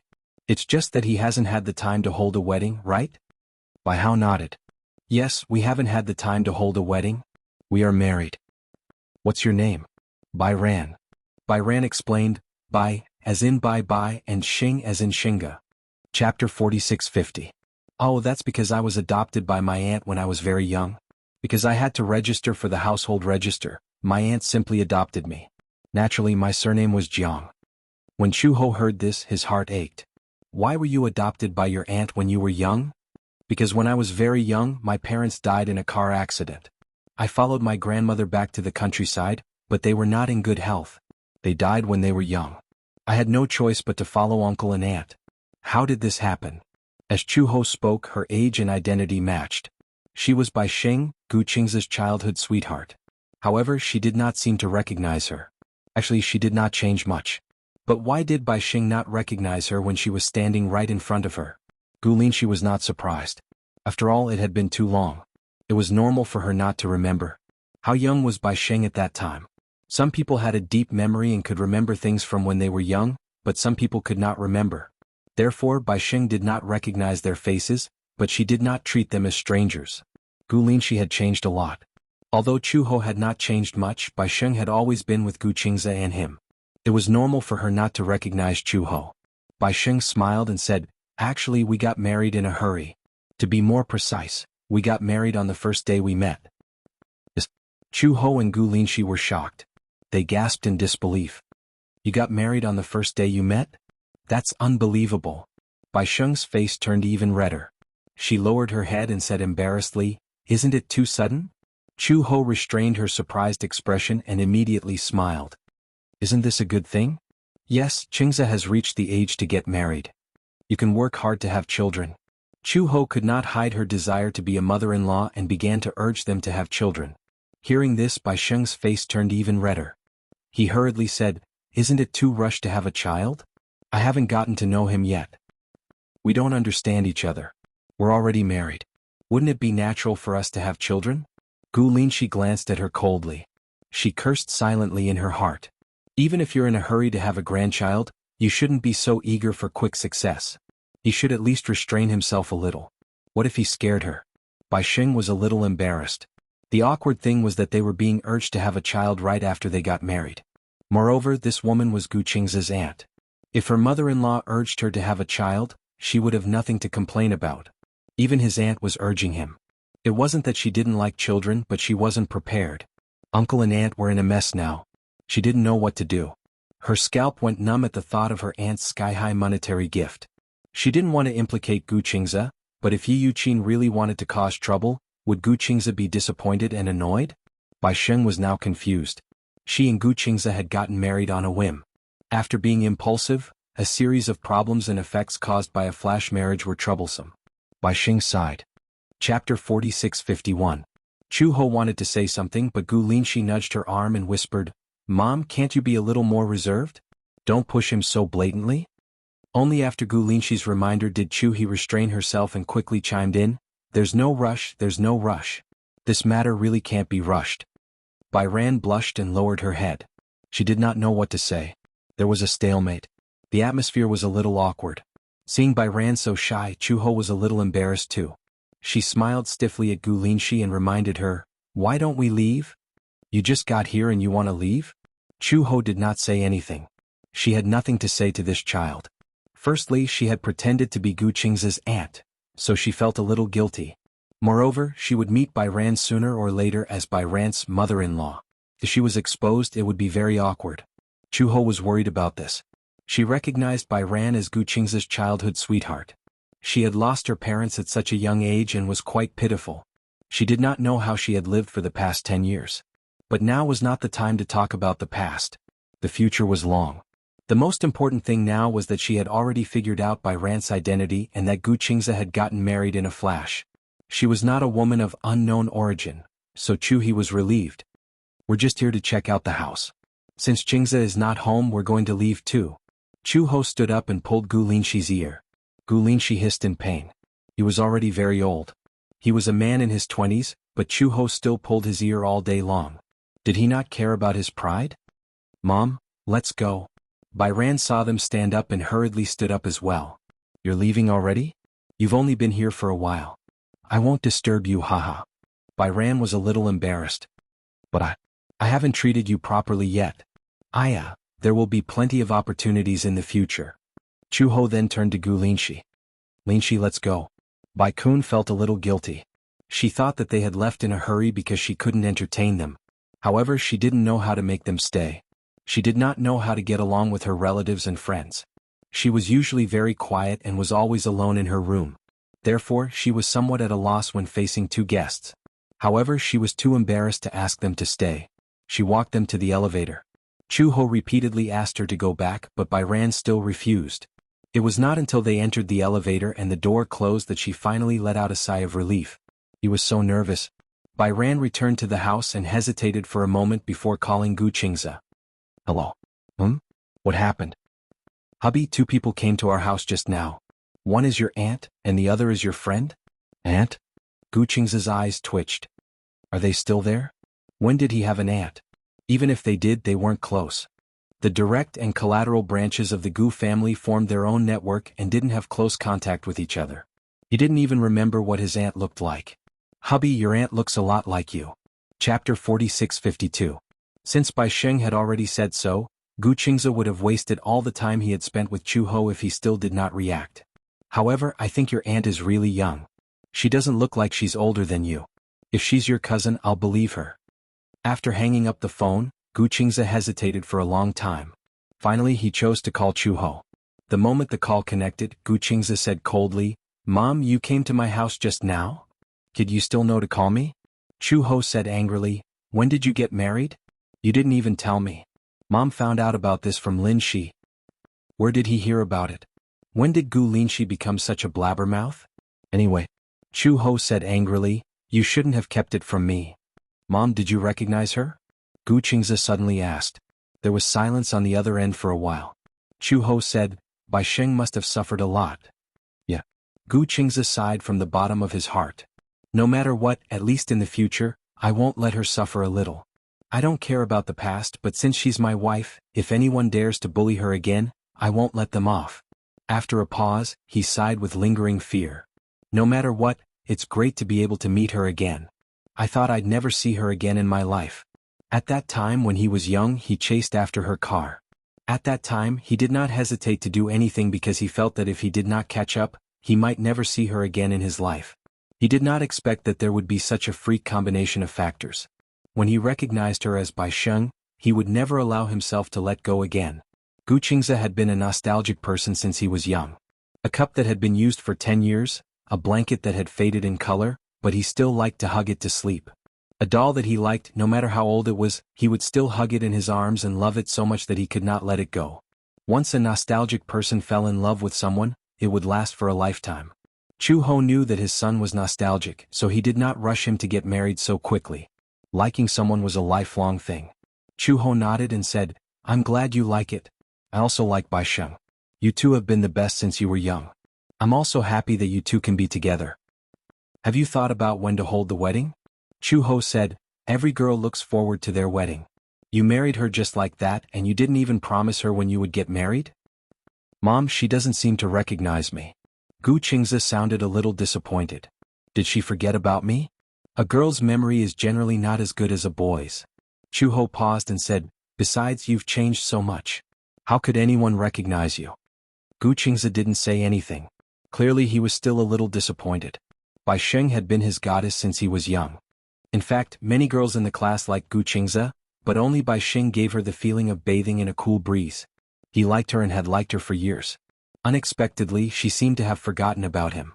Gu Qingze said, No matter what, she's my wife now. I'll take good care of her. Chu Ho sighed. I have to digest it too. Digest what? Chapter 4653.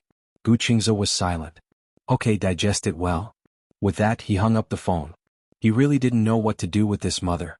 Gu Qingze was about to return to his work when his phone rang again. He frowned, stared at the screen and picked up the call. What's wrong? Are you done digesting the fact that you're going to be promoted to a mother-in-law? There was silence on the other end for a while, then an aggressive voice came through. Gu Qingze, right? The tone was extremely arrogant, as if he wanted to eat someone alive. Gu Qingze was confused. He picked up the phone and looked at the screen again, only to find that it was an unknown number. Why aren't you talking? Are you finally scared? Gu Qingze laughed. Who is this? I'm asking you, is this Gu Qingze? The voice on the other end was especially arrogant, like a gangster. Gu Qingze confirmed again. Who are you? The call was quickly picked up, and Yi Yuqing's voice came through. Qingze, right? Auntie? Gu Qingze called out after Bai ran. Don't. I haven't acknowledged you as my niece-in-law yet. Yi Yuqing said arrogantly. You want to acknowledge me as your relative? I haven't agreed to marry Bai Ran to you yet. Then why are you calling me? Are you at work now? Yes. Where's the company? Gu Qingze gave the address almost without hesitation. Shinzai Building. The elevator goes straight to the 25th floor. Give my name and someone will bring you here. Gu Qingze gave his name, almost without hesitation, which surprised Yi Yuqing. She originally thought that this guy would admit defeat when he heard that she was obviously looking for trouble. In the end, he gave the address so easily. Yi Yuqing was furious. Gu Qingze's taunt had no intention of giving a monetary gift. Yi Yuqing had already promised a few big bosses that she would introduce Bai Ran to them. How big could the so-called big bosses that Yi Yuqing was talking about be? Either they were people who got rich overnight, or they were people whose wives died of illness, or divorced men who remarried. They were not good-looking, but they were rich. On the other side, Yi Yuqing couldn't wait any longer. Hence, she found a hired thug from who knows where to find trouble with Gu Qingze. Although Gu Qingze was a natural airhead when he was young, he had grown up with Chu Ho and Gu Jinglian, so he still had this bit of awareness. From the phone call, he could vaguely tell that Yi Yuqing had brought people to cause trouble. However, it was not that he was not on guard, but that he was too lazy to be on guard. Shangzai was his territory. Would he be worried that someone would cause trouble in his own territory? Yi Yuqing probably treated him as an ordinary employee and wanted to cause trouble in his company. Half an hour later, Yi Yuqing really arrived with her people. She walked into the lobby with a burly man. Before she could protect herself, she was led to the floor where the CEO's office was located. When she finally saw Gu Qingze in the reception room, Yi Yuqing looked around and smiled coldly at Gu Qingze. Haha, I couldn't tell that your workplace is decorated quite grandly. Gu Qingze sat on the sofa and smiled slightly as he gestured for them to sit. Chapter 4654. My boss. Although in a sense he was Shinzai's boss, strictly speaking he was only the CEO in name. Shinzai still belonged to Gu Corporation, and the big boss of Gu Corporation was probably cultivating and practicing calligraphy in the Gu Mansion. Why do you want him to see you? I have something to ask him. What is it? I just want to ask if he can still keep his employee after doing such an immoral thing. Immoral? Gu Qingze was really curious and couldn't help but want to find out. He really wanted to know what kind of immorality Yi Yuqing was talking about. You're a marriage scam. Marriage scam? Gu Qingze's lips twitched. You don't have a house or a car. I don't know what kind of tricks you used to trick by you. Nowadays, which family doesn't give a cash gift to buy a house and a car? Gu Qingze touched his nose and said, I bought a house and a car, but I haven't seen any cash gifts. He thought of many things Yi Yuqing would say, but he did not expect to be accused of marriage scam. Why did he want to laugh when he heard that? Yi Yuqing continued, Gu Qingze, I advise you to be sensible and divorce Bai Yu quickly. Otherwise, if this matter gets out of hand, you won't be able to survive in this company. He was really not afraid. At the side, the assistant in charge of serving tea looked at Yi Yuqing coldly. What was wrong with her? Couldn't she speak properly? If she could coax Mr. Gu well, she would have nothing to worry about. Some people's horizons were really too narrow, so much so that Yi Yuqing didn't realize that the humble junior sitting in front of her was actually such a big shot. Gu Qingze smiled and nodded. Why should I divorce her? We just got married. Also, I didn't scam her into marriage. Where's the cash gift? Yi Yuqing was aggressive. I didn't even see the cash gift. This marriage doesn't count. Why isn't there a cash gift? Gu Qingze's words made Yi Yuqing raise her eyebrows suspiciously. However, he continued, I'll burn the cash gift for uncle and auntie when I have the chance. You don't have to worry about it. Or do you want it too? I don't mind burning you a little. Originally, since they were already married, he planned to pay his respects to her parents with Bai Hao after they officially met her parents. However, in Yi Yuqin's ears, it had a different meaning. When Yi Yuqin heard this, she was so angry that she trembled all over. This brat was clearly cursing him. Are you cursing me to die? Gu Qingzi said innocently, I didn't. It's just that I've never heard that we should give gifts to our uncles and aunts when they get married. I've also never heard that it's customary to buy a house or a car for our uncle's son. Oh, could it be that I'm too outdated? His words were like pearls of wisdom, but they were all reasonable. Yi Yuqin stood up angrily. Gu Qingzi, don't be so shameless. Let me tell you, although I'm Bai Yan's aunt, I'm her guardian. I'm the one who raised her. In ancient times, there was a saying about Yangzhou's thin horses. I wonder if such a thing still exists in the modern world. Chapter 4655. Skinny horse was an insulting term for women. It meant that they could do whatever they wanted to women, just like how a slave would abuse a weak horse. Why was it called skinny horse? Because the middlemen who engaged in skinny horse breeding would buy young girls from poor families at a low price, raise them and sell them at a high price. It was the same as how merchants bought skinny horses at a low price, fattened them up and sold them at a high price. Hence, people called these women skinny horses. During the Ming and Qing dynasties, skinny horse breeding became a lucrative investment, and a large number of people specialized in this profession. They would first invest money to buy beautiful girls from poor families and train them. They would teach them singing and dancing, music, chess, calligraphy, and painting. After they grew up, they would sell them to the rich as concubines or enter brothels to make money. Because most poor girls were thin and weak, the name skinny horse came about. When they first bought a girl, it only cost them a dozen strings of coins. When they got married, they could earn up to 1,500 taels of silver. When the common people saw that there was profit to be made, they would compete to follow suit, and this became the norm. During the Ming dynasty, Yangzhou's salt merchants monopolized the salt transportation industry in the country, and they were rich. Hence, at that time, skinny horse breeding was the most popular trend in Yangzhou. And Yi Yuqin clearly saw the white horse as a skinny horse. Yi Yuqin did not understand the term skinny horse, but she could clearly see that Gu Qingzi's expression had turned cold. I don't care what you're talking about. I'm just asking, are you getting a divorce or not? Divorce? Gu Qingzi smiled. The Gu family has a tradition. Once you marry into the Gu family, there is no such thing as a divorce. Even if there is, it has nothing to do with other people. Unless Jiner wants to divorce me, there is no such thing as a divorce. You. Yi Yuqin was so agitated that she stood up from the sofa. She pointed at Gu Qingzi and said, Must you make the situation so ugly? Make a scene? Gu Qingzi raised his eyebrows and said calmly, May I ask, how do you want to make a scene? Yi Yuqin could not hold back anymore. She turned around and said arrogantly to Gu Qingzi, Chow, I'll leave it to you. The burly man stood up and relaxed his shoulders. He tilted his head and his neck made cracking sounds. His sharp gaze was clearly provocative. Gu Qingzi caressed the 10,000 countries watch on his wrist and said casually, Let me give you a piece of advice. Before you offend someone, you should consider if you have the ability to do so. Yi Yuqin snorted coldly. She pointed at Gu Qingzi and said to a Chow, What are you still standing there for? A Chow walked towards him. Gu Qingzi was still sitting on the chair nonchalantly. Seeing that he still did not seem to care, Chow guessed that Gu Qingzi would not give up until he saw the coffin, so he raised his leg abruptly and was about to kick him.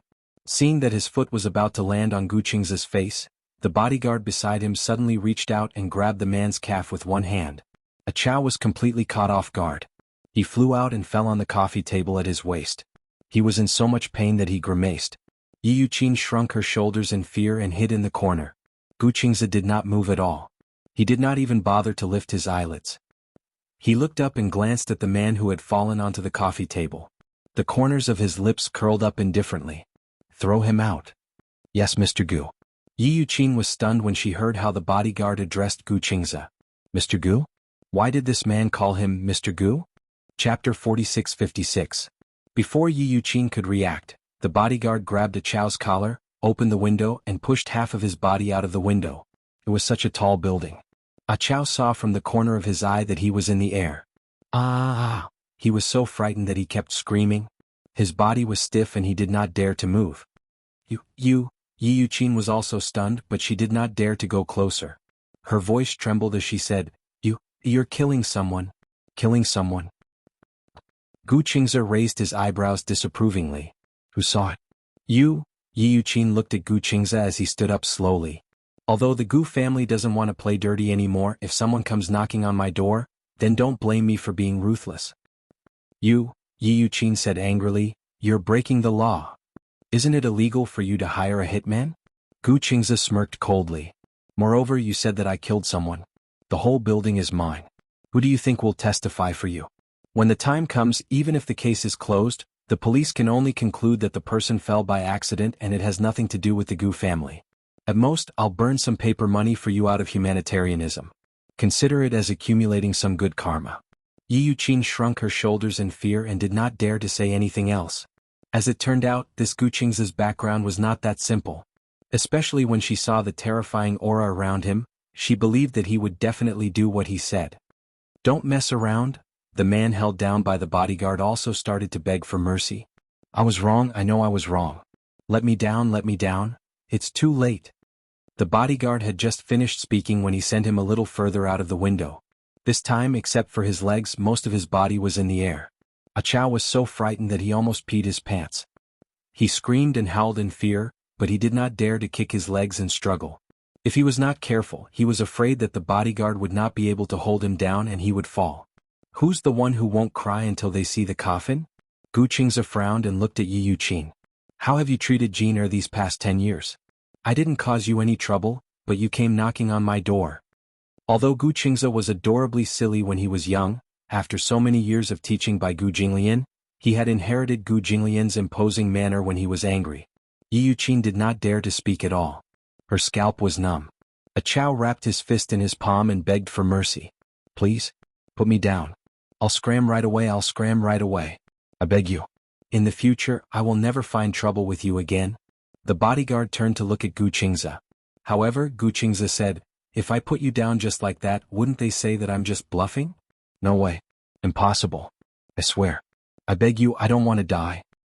Chao sounded like he was about to cry. Hearing this, Gu Qingze snorted coldly. Put him down.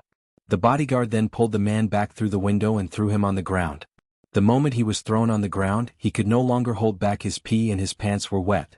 Gu Qingze was disgusted when he saw this and said in a low voice, Scram. Yes. I'll scram right away. Chao was so frightened that he crawled out on his knees. When Yi Yuqin saw this, she wanted to leave too. She was about to walk to the door when the bodyguard blocked the door and there was no way out. Chapter 46-57. Yi Yuqin's expression stiffened as she turned around, only to see Gu Qingze standing behind her with an expressionless face and a cold smirk. Auntie, why do you want to leave? You didn't even say goodbye. Why aren't you staying for lunch? No, there's no need. Yi Yuqin was terrified. She did not know why, but even though Gu Qingze was standing in front of her with a gentle smile, it gave her a creepy feeling. Some people were scarier when they smiled than when they didn't. Yi Yuqin took half a step back and bumped into the bodyguard's chest. Gu Qingze saw that she was terrified and slowly took half a step closer. Why, Auntie, are you trembling all over? You were still showing off when you saw me earlier, but now you look like I'm going to eat you up. Yi Yuqin couldn't help but kneel down in front of him. She didn't even dare to look up at his expression. Little Gu, isn't this? Auntie doesn't understand the situation. I just want to give Baizé a good home. I didn't know you were such a capable person. Banyan has suffered so much since she was young, so she's scared of being poor. Of course, my heart aches for her and I hope that she can have a better home. At least, the family background should be better, and the car and house should be standard. In my opinion, there must be some kind of misunderstanding. Misunderstanding? Gu Qingze raised his eyebrows and asked, What misunderstanding? Isn't this? I thought you were a scammer? Yi Yuqin said, At that time I thought you were like those men who use flowery words to trick girls. You don't have any ability, but you want to waste the girl's life. But now I see clearly that you are a capable man. Banyan won't suffer if she stays with you, ha. She laughed uneasily, but it looked worse than crying. Gu Qingze glanced at her contemptuously. So, that's what you thought of me? A scam? No, that's not a misunderstanding. Yi Yuqin frowned bitterly and said, Byran didn't mention your situation to me, so I didn't know. It turns out that your family background is not bad. Since that's the case, I acquiesce in your marriage with Bairan. Her words were undoubtedly trying to please Gu Qingze. However, Gu Qingze sneered from the bottom of his heart and said disapprovingly, I never thought of getting your permission to marry Bairan. Although you are Bai Hao's legal guardian in name, don't think I don't know how you've treated him all these years. This debt can't be settled just like that. Yi Yuqin shuddered and quickly explained, I treated Bai Hao well. Her parents died early when she was young, and my living conditions weren't good, but I still insisted on bringing her over to raise her. At that time, there was a couple who wanted to buy her for 50,000 yuan. They wanted to bring her home as their daughter. How could I not know that they wanted to bring her home as a child bride? I didn't want to. 50,000. At that time I was sick and had to undergo surgery at home. I owed a lot of debts, but I didn't ask for the money from Wolfheart. Oh really? Chapter 46-58. Gu Qingze paused and continued, it's just that you didn't want it back then, but that was because you felt that 50,000 was too little. You wanted them to offer 100,000, but the price fell through and they weren't willing. You even pestered them for a while. At that time, someone secretly called the police so they didn't take Bairan away in the end. Yi Yuqin was speechless. Bairan knew about these things? She was so young then. Yi Yuqin thought that she didn't know anything. Gu Qingze continued, don't tell me that you paid for Bairan's college education, ha. Bairan did the math and she said that the money she worked to repay you had been paid off. Yi Yuqin sighed deeply and said despondently, this child, she really wronged me. I wanted her to pay back the money, but actually I wasn't really helping her pay back. I just felt that when a girl grows up, she naturally has to be independent. I kept telling her not to rely on men too much and to learn to be independent and spend her own money. I wanted to train her to be independent. If that's the case, why did you keep matchmaking her with rich but old men? Gu Qingze's words were like pearls. Yi Yuqin didn't know how to answer. She was stunned for a long time before she tried to defend herself. I don't think so anymore. What's the use of being independent? Marrying a good husband is the most important thing. Look at me, I've always been earning money to support my family, but with a husband like that, I've been busy for most of my life and didn't have any savings. Now that my son is getting married, I can't even find a wife. My family is so poor. Women can't be compared to men. Having a man to support the family is better than anything else. So, you specially picked some nouveau riche men for her? Even if they are all divorced and widowed. I've tested my character first. Yi Yuqin said righteously. Although they are widowed, they are good people and will treat Bairan like a treasure. Ha! The more Gu Qingze listened, the more he wanted to laugh. Bairan's aunt was not very cultured, but when she started to quibble, she came up with one thing after another. Gu Qingze glared at Yi Yuqin in disgust and suddenly lost his patience. When are you going to stop quibbling? Yi Yuqin shuddered from his cold tone and knelt on the ground, trembling. I'm sorry. If you think that it's my fault, then I can't defend myself. Xiaogu, there are times when people's minds.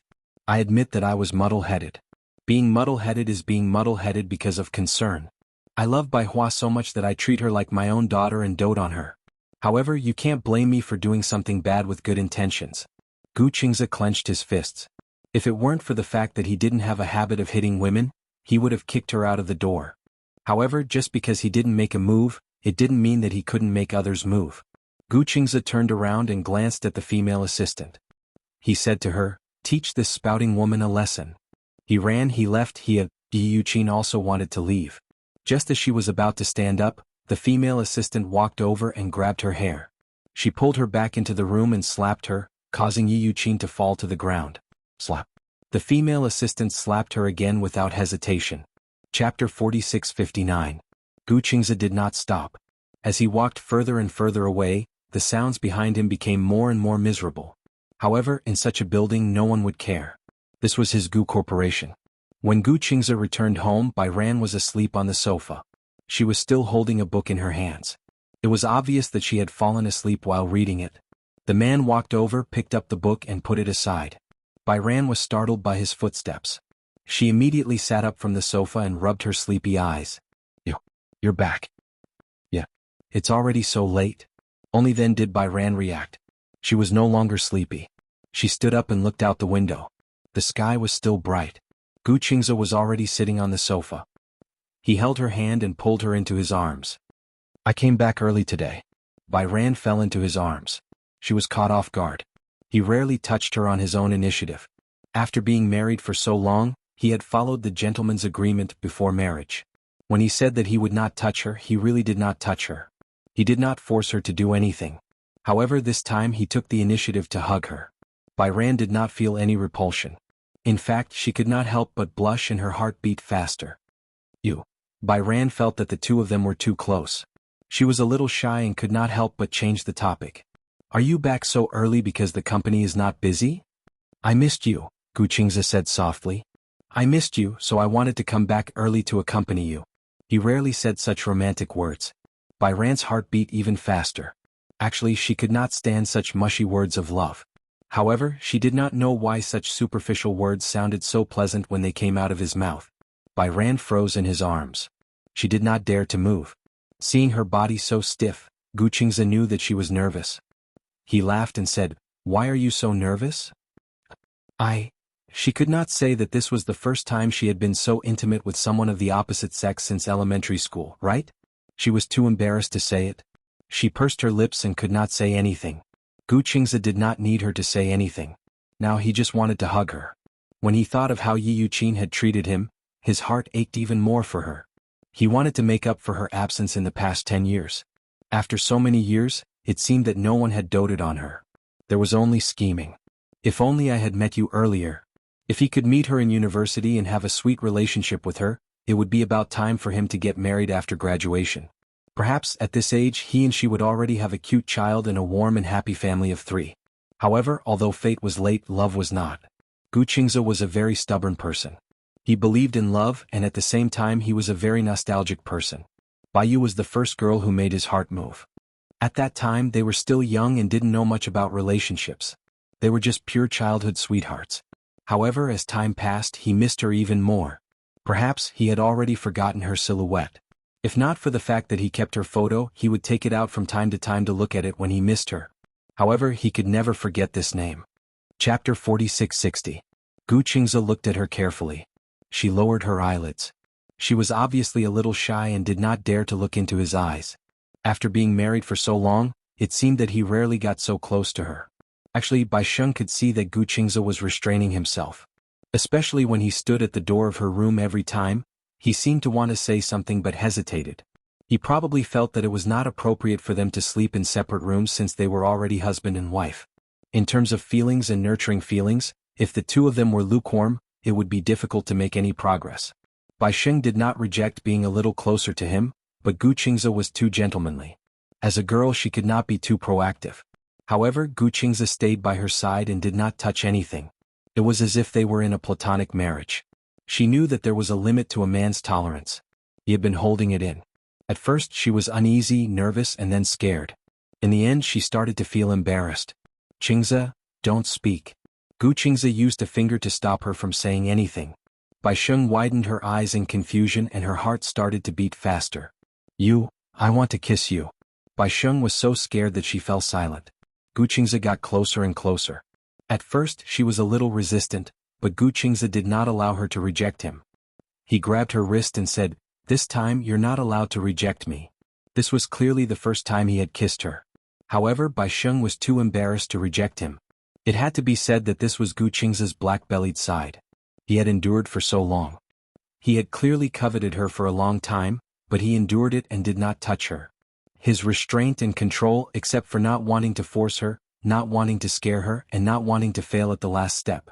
In the end, he had become a first-class gentleman and lived under the same roof with the person he yearned for, but he did not cross the line at all. In the end, Bai Sheng was the one who felt a little guilty and embarrassed. This way, when he started to take the initiative, she would not have the nerve to reject him. He admitted that such a method seemed a little despicable. He had said that he would wait until she was willing, but if the woman really agreed with Bai Sheng's introverted personality, she would probably never agree. A woman's greatest reservedness was to not admit it even though she had the same desire in her heart. Thousands of years of tradition had taught women to be reserved and even conservative. As a man he had to be more proactive. Guqingze pinned her down and in the next second, he kissed her without restraint. At that moment, when their lips touched, her mind was in a mess. She seemed to have subconsciously accepted him, but what was the reason for that? Was it love? Was love so easy to fall in love with? Responsibility? She didn't think she was that responsible. That was, repay him? To repay his kindness? He saved her from the abyss of suffering and gave her a warm home. With this thought in mind, she didn't resist him that much. Bai Sheng did not understand. For as long as she could remember, she didn't seem to have any close friends of the opposite sex. She had an inferiority complex and was antisocial. She always felt that she couldn't repay the kindness of others. Gu Qingze had treated her well and she wanted to repay him with more? Bai Sheng's thoughts ran wild as he clumsily accepted her kiss. Chapter 4661. It was also Gu Qingze's first time kissing. Bai Ran was his first woman. He had no experience in dating. Chu Ho had always hated him for not being enlightened in this aspect. He had brought home so many girlfriends his age, but he did not do anything. If he was not her biological son, she would really suspect that something had gone wrong. If Gu Qingze had not patted his chest and assured her of his sexual orientation, she would have really thought that her son liked men. Therefore, although the two of them were kissing, it was not an exaggeration to say that they were fighting. Their teeth collided as if they were sharpening their knives. Bai Ran could not help but push him away and asked in a questioning tone, "Are you biting me or kissing me?" Towards the end, she could not help but become even more shy. She lowered her head and mumbled a few words. Gu Qingze said, "It's my first time kissing. What about you?" "I don't believe it's your first time kissing." Bai Ran thought that he was lying to her. He was so handsome and had such a good personality. Even if he did not chase girls, there should be many girls chasing after him. How could he not have a girlfriend? When Gu Qingze heard this, his lips curled into a smile. "I never lie. But it's really my first time kissing." "You've never been in love?" Bai Ran looked as if she had discovered a new continent. No. Gu Qingze felt a little guilty. He really did not have a girlfriend, but why did Bai Ran look like she did not believe him? He quickly explained, "My sexual orientation is normal." Bai Ran could not help but be angry. "Who asked if your sexual orientation is normal? Why do you sound like you're trying to hide something by saying this?" "Because even my biological mother asked me this suspiciously." As Gu Qingze said this, he sat at the side angrily. He recalled how Chu He had summoned him back to the Gu family and interrogated him like he was a criminal. He did not know who she had heard from, but she was now questioning him like he was a criminal. Bai Ran heard this and did not believe it. "How is that possible? Your mother. Is she so avant-garde?" She could not help but laugh again. Gu Qingze was also extremely helpless. "You ruined the atmosphere. Just now the atmosphere was so good. It was fine if she pushed him away, but she actually disrupted such a good atmosphere." Bai Ran felt wronged. "You just hit my gums. Oh, you're so stupid you don't even know how to kiss. Could it be that your kissing skills are better than mine?" Without a doubt he was being sarcastic. Bai Ran blushed as well. Her kissing skills weren't any better. Just now there were a few times when she bit his tongue because she was nervous, but he didn't say anything. Why did it feel like she was making a big deal out of nothing? "It's all right." Gu Qingze hugged her waist and pulled her into his arms. "Let's start over. Things like chemistry can be cultivated slowly." Kissing was a tacit understanding between two people. He didn't mind getting along well with her. Bai Yu nervously pressed her lips against his again. "Is it just a kiss? Otherwise?" Gu Qingze's gaze was so gentle that she was about to drown in it. "What else do you want? No, are you ready?" Gu Qingze suddenly pressed her down on the sofa and gently stroked her hair with his long fingers. "After all, we're already married. It's time to fulfill the obligations of a husband and wife." Chapter 4662. Halfway through her sentence, Bai Ran felt a little guilty. He had given her so much time. Moreover, they were married. Even if they took it a step further, it was perfectly justifiable. His request was not too much. Yi Yuqin even said that Gu Qingze was cheating her into marriage. No matter how she looked at it now, she was the one who was cheating. She was a professional at cheating others into marriage. At the very least, she would give the man some sweetness. However, she could not even touch it. Moreover, she was not a child anymore. Even if it went that far, so what? When Bai Ran thought of this, she immediately put on a heroic look. She carefully separated her hands and gently held her shoulders like a shy rose waiting to bloom. She blushed and said softly, "If you really want, then can you go back to the room first?" Her voice became softer and softer. She wanted to bury her smiling face in his chest and did not dare to look up at him. Gu Qingze was stunned and did not know whether to laugh or cry. No matter how he looked at it, she looked like a female slave who sacrificed herself to the male lead in order to repay a debt of gratitude. However, what he wanted was not to repay a debt of gratitude. He knew that this little girl was extremely simple-minded. If others treated her well, she would only treat them better. She probably felt that she could not repay him with anything, so she would not be stingy with anything she could give. She was clearly so scared. Don't think too much. Guqingzi gently scratched her nose. Why are you so scared? I won't eat you. I kissed you today because I couldn't help it. Unless you're willing, I won't force you to do anything you don't want to. Byran looked up in surprise. Even at this moment, this man was still indulging her? How could she not feel that a certain part of the man was ready to explode? However, he could still hold it in and was willing to hold it in. Since she was young, no one had ever doted on her like this. Guqingzi was about to get up when Byran suddenly hugged his shoulders. His body sank down again. The two of them were extremely compatible. I'm willing. Baihao was timid as he struggled to say those words. Guqingzi looked at her. She also opened her eyes. Her eyes were clear and bright. I don't think I'm forcing myself. It's just that I haven't experienced it before, so I'm a little nervous. I'm willing. I'm not forcing myself. For someone as thin-skinned as her, such words were undoubtedly a warm invitation. As if she was afraid that Guqingzi would not believe her, she reached out with trembling hands, grabbed his collar, and started to unbutton his shirt bit by bit. Her movements were a little clumsy. At first, she slipped on the first button because her fingertips were sweaty. She bit her lip and patiently comforted herself that this was just the most common process between husband and wife. Sooner or later she would have to get used to it. After all, from the beginning of their marriage, her plan was to work hard to be with this man until the end. Since they had never thought of getting a divorce, they would have to go through the normal process of being a married couple sooner or later, wouldn't they? Bai Qian was halfway through when Guqingzi suddenly grabbed her hand. His eyes were filled with forbearance and doubt. You really won't force it? Bai Kun shook his head. No. Chapter 46-63. Guqingzi hugged her and carried her into his bedroom. All this time, the two of them had been sleeping separately. He slept in his room and she slept in the other room. All this time she had never stepped into his room. This seemed to be the first time she had entered his room. It was a huge room with a bed and a wardrobe. Outside the floor-to-ceiling windows was a balcony that served as a bustling night market.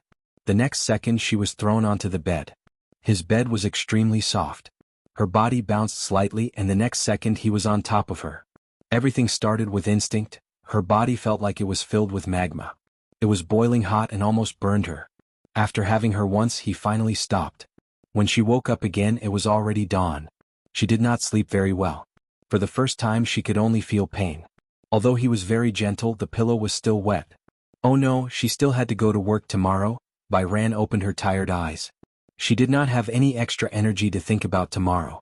In the morning at 10 o'clock, Byran's phone rang crazily. Guqingzi was the first to wake up. He muted the ringtone and saw that the caller ID was Team Leader. He thought that it was her boss calling. Oh right, how could he forget that she had to go to work today? Did he go too far yesterday? She was still buried in his arms, sleeping soundly. Guqingzi picked up the call. On the other end, a woman's angry voice could be heard. It's 10 o'clock, Byran. Are you still planning to come to work? Give me an explanation. Sorry, Byran is sick today and can't go to work. There's a reason for this, so I didn't ask for leave. I'm very sorry. On the other end, the woman was stunned. She asked blankly, You are? I'm Byran's husband. Oh, Byran is sick. Yes. Then why didn't you ask for leave in advance? Guqingzi laughed. Excuse me, who can predict that they will fall sick? Byran wanted to go to work today, but I stopped her. She has a high fever, so she can't go. Oh. I want to ask for leave for her. How many days? A week. A week? What fever would take a week? If you take a week off, it won't count as full attendance. You can take a day off at most. Moreover, if you don't pass the approval of the leaders, your salary will be deducted. Deduct as much as you like. If he wasn't feeling well, he couldn't force himself to go to work. Is your company a vampire? As he spoke, Guqingzi did not give her any face and hung up the phone. On the phone there were many alarms. The alarm went off, but neither of them woke up. Guqingzi hung up the phone and put it under the pillow. He hugged her and went back to sleep. In the afternoon, Baihao slowly woke up. As soon as he opened his eyes, he felt a tearing pain in his thigh. Although it didn't feel like being run over by a heavy truck, it was still a tearing pain. With just a slight movement, his nerves felt as if they were sealed by cement, sore and swollen. Byran grimaced in pain. Suddenly he thought of something and immediately fumbled for his phone under the pillow. When he reached for his phone, he realized that the screen was black. Out of power? She pressed the power button suspiciously and the phone lit up. However, when it finally turned on, she looked at the time and felt uncomfortable. Chapter 46-64. Without realizing it, she had already slept so late? Byran was annoyed. She saw that there were many messages on WeChat and clicked on them. Then she saw a dialogue box from her team leader. Byran, are you doing this on purpose? You didn't ask for leave, so you let an outsider do it. Your husband's leave doesn't count. Today I'll treat it as absenteeism. Please come to work on time tomorrow. Otherwise I'll treat it as absenteeism. Byran's lips twitched. She clicked on recent calls. There was a call record, but it was obvious that she did not pick it up. It was him. Byran looked at Guqingze resentfully. He was sleeping quietly and had not woken up yet. How could he sleep better than her? With the intention of teasing him, Bai Yan gently poked his cheek with his finger. The latter frowned and raised his hand to hold her finger. He opened his eyes and looked at her with his slightly misty eyes. Byran did not expect him to wake up so quickly. She turned her face away awkwardly and hugged the blanket tightly. The scene from yesterday appeared in front of her eyes again. She and this man, they were husband and wife. She patted her forehead in annoyance and her face heated up. Guqingze sat up from the bed and hugged her gently from behind. He rested his chin on her shoulder and hugged her tightly. You're awake? Byran only responded with an He liked her soft voice and could not help but lean closer to her. The scorching heat from his chest made her blush again. Byran lowered her head even more. She hugged the blanket tightly, but before she could say anything, her stomach made a grumble sound. Growl. Guqingze looked up and became more awake. Are you hungry? What do you want to eat? Anything. There are still some eggs and bread at home. After a pause, Guqingze asked, I'll cook a poached egg for you, Although she was shy to face him, she still mustered up the courage to ask, do you know how to make sweets? The kind that's soft and fluffy? Yes. Guqingze kissed her earlobe. I'll make them for you. With that he got off the bed. Bai Yu immediately covered his eyes in embarrassment. He didn't even dare to look at him naked. Guqingze looked at her bashful expression as he tied the belt of his nightgown. He could not help but chuckle, but it was because he doted on her. All right, I'm dressed. Bai Kun put his hands down, but he did not know where to place them. He could only lower his head and make a sound of acknowledgement. The redness on his face had already spread to the base of his neck. Guqingze entered the kitchen. Even though he was quite a distance away from the kitchen, when she heard the sound of the kitchen hood being turned on, she could imagine Guqingze in a bathrobe cooking elegantly in the kitchen. Her heart was filled with warmth. However, what exactly did he say to the team leader that made her so angry? The team leader was already going through menopause. He also knew that he had said something that had angered her. He felt that she would definitely be severely criticized when she went to work.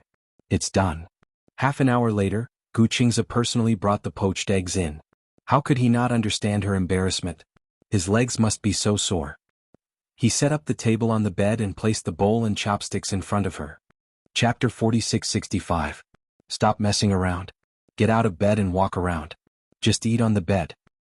Bai Yan was even more embarrassed. Somehow, she felt that there was a hint of playfulness in his tone, as if he had seen through some of her embarrassment. Could it be that this man knew that her legs were sore and swollen, so he didn't want her to get out of bed? What's wrong? Guqingze sat on the edge of the bed and looked at her. Why aren't you eating? Aren't you hungry? Bai Yan was a little confused. You should eat something too. No hurry. I'll eat when you're full. There was a hidden meaning in his words. But Bai Yan obviously didn't understand. In front of Guqingze, the big bad wolf, she was like an ignorant little white rabbit. She silently grabbed the chopsticks, grabbed the bread, dipped it in some jam and took a bite. The soft bread paired with the sweet jam was delicious. She was so happy that she felt like she was going to melt. His cooking was so good that he could bake the bread to such a good texture. Is it good? Yeah. As Bai Yan ate, she felt his gaze on her from beginning to end. She shrunk her shoulders awkwardly. Today, she hesitated, not knowing if she should ask. Yeah. What's wrong? Team leader called me this morning.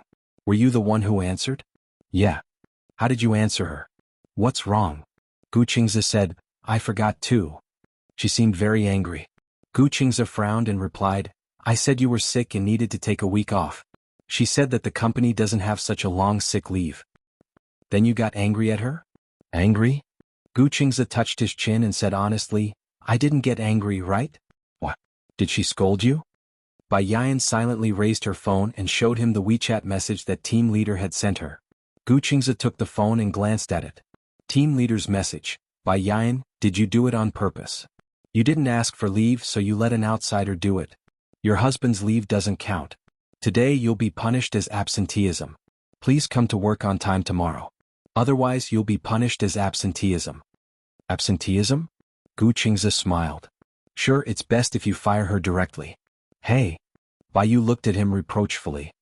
It's not easy to find a job now. You can't wait for me to be fired.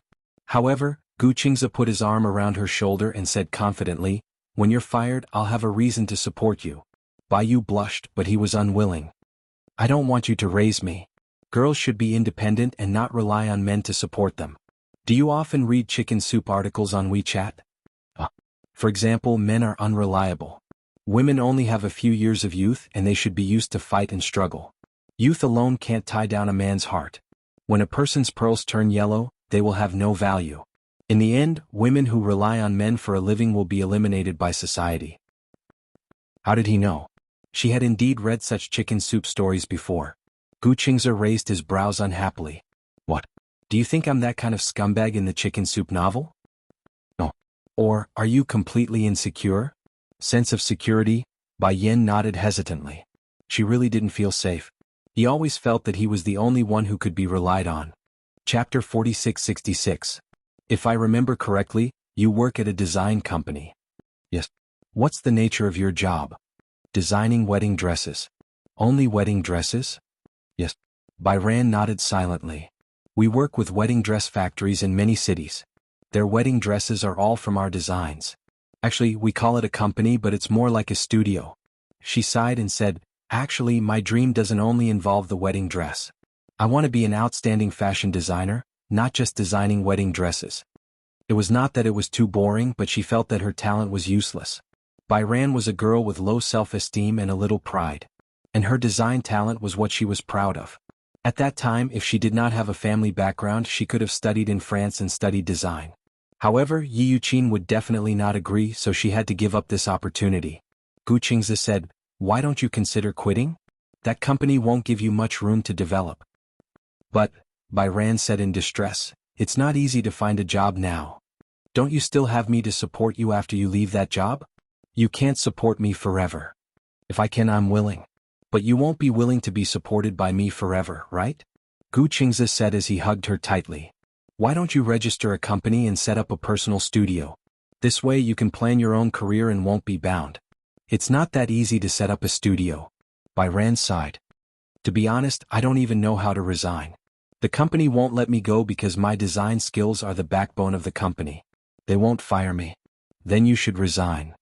If I mention my resignation, the boss will probably cry and throw a tantrum. Although it was not easy to find a job now, Bai Ran's excellent design skills made the boss have high hopes for her. In short, she was the entire company's cash cow. The company had signed many contracts because of her. If she left, who would do the design drafts of those contracts? Bai Ran frowned and said, let me think about it. Gu Qingze looked at her troubled expression and suddenly said, the thing that's stopping you is not the company, but your indecisive personality. Bai Hao was bewildered. Gu Qingze paused and said, actually, I understand how you feel. You yearn for the feeling of being needed. In this company you feel that you are needed. If you resign, you will feel guilty as if you are a traitor who has betrayed the company. Yes. These words completely reflected her inner thoughts. Bai Yan said, I don't want to be a traitor. Either you become a traitor to your company or you become a traitor to your life. You also said that a woman's youth is only a few years. Instead of putting your own structure in such a small company, you might as well step out. Or if you want to study abroad, I can accompany you. What about your job? Bai Ran looked at him tentatively. Don't you want to work? Moreover, it costs a lot to study abroad. You just bought a house. Gu Qingze laughed helplessly. Jean, do you really think that the husband you married is as poor as your aunt said? Bai Ran was stunned. It wasn't just because Gu Qingze called him Ran, but because. Chapter 4667. I'm a little richer than you think. Gu Qingze's words surprised Bai Yan. She couldn't help but sneak over and ask, how rich is a little rich? You can afford to raise 70 or 80 of them. Hiss, Bai Yan was shocked. Is it that cheap to raise me? Idiot. Gu Qingze knocked her head. Even if you buy Gucci and Armani every day, I can still afford to raise you. So he was very rich? Bai Yan suddenly laughed secretly. Gu Qingze saw that she was laughing secretly and hugged her tightly. What are you laughing about? Nothing. Tell me. You must be laughing about something. Me? Bai Yan pursed her lips and said, I'm laughing. At least I don't have to worry about starvation when I'm with you. Why are you so useless? To be honest, Bai Yan suddenly sat up and looked at him seriously. When I married you back then, I was really prepared to starvation with you. Gu Qingze didn't know whether to laugh or cry. Did he really give people the impression that he was so poor? When he first met her, he was dressed very well. Did he not have the manners of a noble at all? Bai Yan seemed to know what he was thinking and quickly explained, I'm not saying that you're poor in clothes. You're poor in temperament. Then what's poor in temperament? I just thought about it and felt that rich people would choose women of equal social status to be their wives. If you're really rich, why did you fall in love with me and marry me in a flash? Gu Qingze heard this and pursed his lips, but he didn't say anything. She felt too inferior. Even when she was with him, she was always careful, not because she was afraid of making him unhappy, but because she was afraid that he wouldn't like her. He knew what she had been through since she was young, so it was normal for her to have such an attitude. However, he hoped that when she married him, she would slowly become more confident and brave. Gu Qingze suddenly thought of something. He looked at her and suddenly walked out. Bai Hao saw him leave without saying anything. He craned his neck to check, his face bewildered. Hubby, what are you doing? Gu Qingze went straight to her room and opened the wardrobe. Other than the few pieces of clothing he had bought for her, her own clothes were all simple and plain. He had bought it for her, but she couldn't bear to wear it. Fortunately, she had a good temperament. She was able to wear the cheap plastic clothes that were sold at street stalls to give off a high-class feeling. These clothes were too mediocre and cheap. His heart ached so much that he decided to take her to the mall in the afternoon to shop crazily. When Gu Qingze returned to the room, Bai Ran was holding a bowl and staring at him blankly. She was still biting the poached egg in her mouth. What happened? I'm done. Let's go out in the afternoon. Going out? Bai Ran thought for a while. Didn't you ask for leave? You don't have to send me to work this afternoon. It's not work. Hey, what's that? An hour later, Gu Qingze brought Bai Ran into the resplendent shopping mall. The first floor was luxuriously decorated, especially the jewels and jade. They almost blinded her eyes. Before she could react, Gu Qingze led her all the way up to the fourth floor. Chapter 4668. Jinbai International Department Store. It was one of the businesses acquired by the Gu Corporation. This was originally a non-performing asset. Because of poor management, they could not even get back the rent. After the Gu Corporation acquired it, they spent a lot of money to renovate it. After the renovation, Jinbai International became a high-end shopping mall. Bai Xing never dared to step into this place, because the things inside were super expensive. Bai Xing had come in by chance once because a fashion brand she liked had moved in. In the end, when she saw the price tag, she was shocked. 500,000 yuan. The price of a Mercedes-Benz. It was too exaggerated. Although this was a high-end boutique, a fashion show, and a supermodel, it should not be so expensive. For a moment, Bai Xing felt an inexplicable sense of respect for Jinbai International. She thought that she probably wouldn't step into the counter here in her lifetime. Hello, welcome. The Chanel store assistant greeted her respectfully. Bai Xing suddenly felt like she was surrounded by a group of devout believers. These store assistants all had exquisite makeup on. How could they be so beautiful? Bai Xing looked around silently, feeling a little restrained. Madam, shall we choose a few clothes for you? You have such a good figure. You'll look good in anything. The store assistants' mouths were as sweet as honey. Bai Xing shook her head and looked at Gu Qingze beside her. Gu Qingze curled his lips and said calmly, Go and choose what you like. On the way here, Gu Qingze repeatedly explained to her that even if she spent every day at Jinbai International, shopped all over Gucci and Givenchy, and bought all the high-end boutiques from Chanel, she would not make him poor. She still did not quite believe it. This was too ridiculous. If he was so rich, why did he still live in such a simple apartment? It was not that she had any prejudice against the people who lived in the apartment. When they got married, Gu Qingze did not care about her family background, and she naturally did not care about his identity and background. The two of them were extremely pure. She even thought that he was just an ordinary employee. As for married life, it was best to be able to live a peaceful and happy life. However, until one day the ordinary husband in her eyes suddenly became a rich young master, this world was too fantastical. Madam, do you need us to choose for you? The store assistant was still asking eagerly. She smiled and said, No need, thank you. I'll pick it myself. She was a designer, and no designer knew how to match clothes better than her. Bai Sheng walked to the rows of wardrobes. He liked the style of these clothes very much. She saw a goose yellow woolen coat. The style was not bad and the pattern was the one she liked. Most importantly, she knew what style of clothes suited her best. Therefore, she pointed at the coat and said to the shop assistant, I want to try this on. Can I? Of course. Wait a moment, we'll get it for you.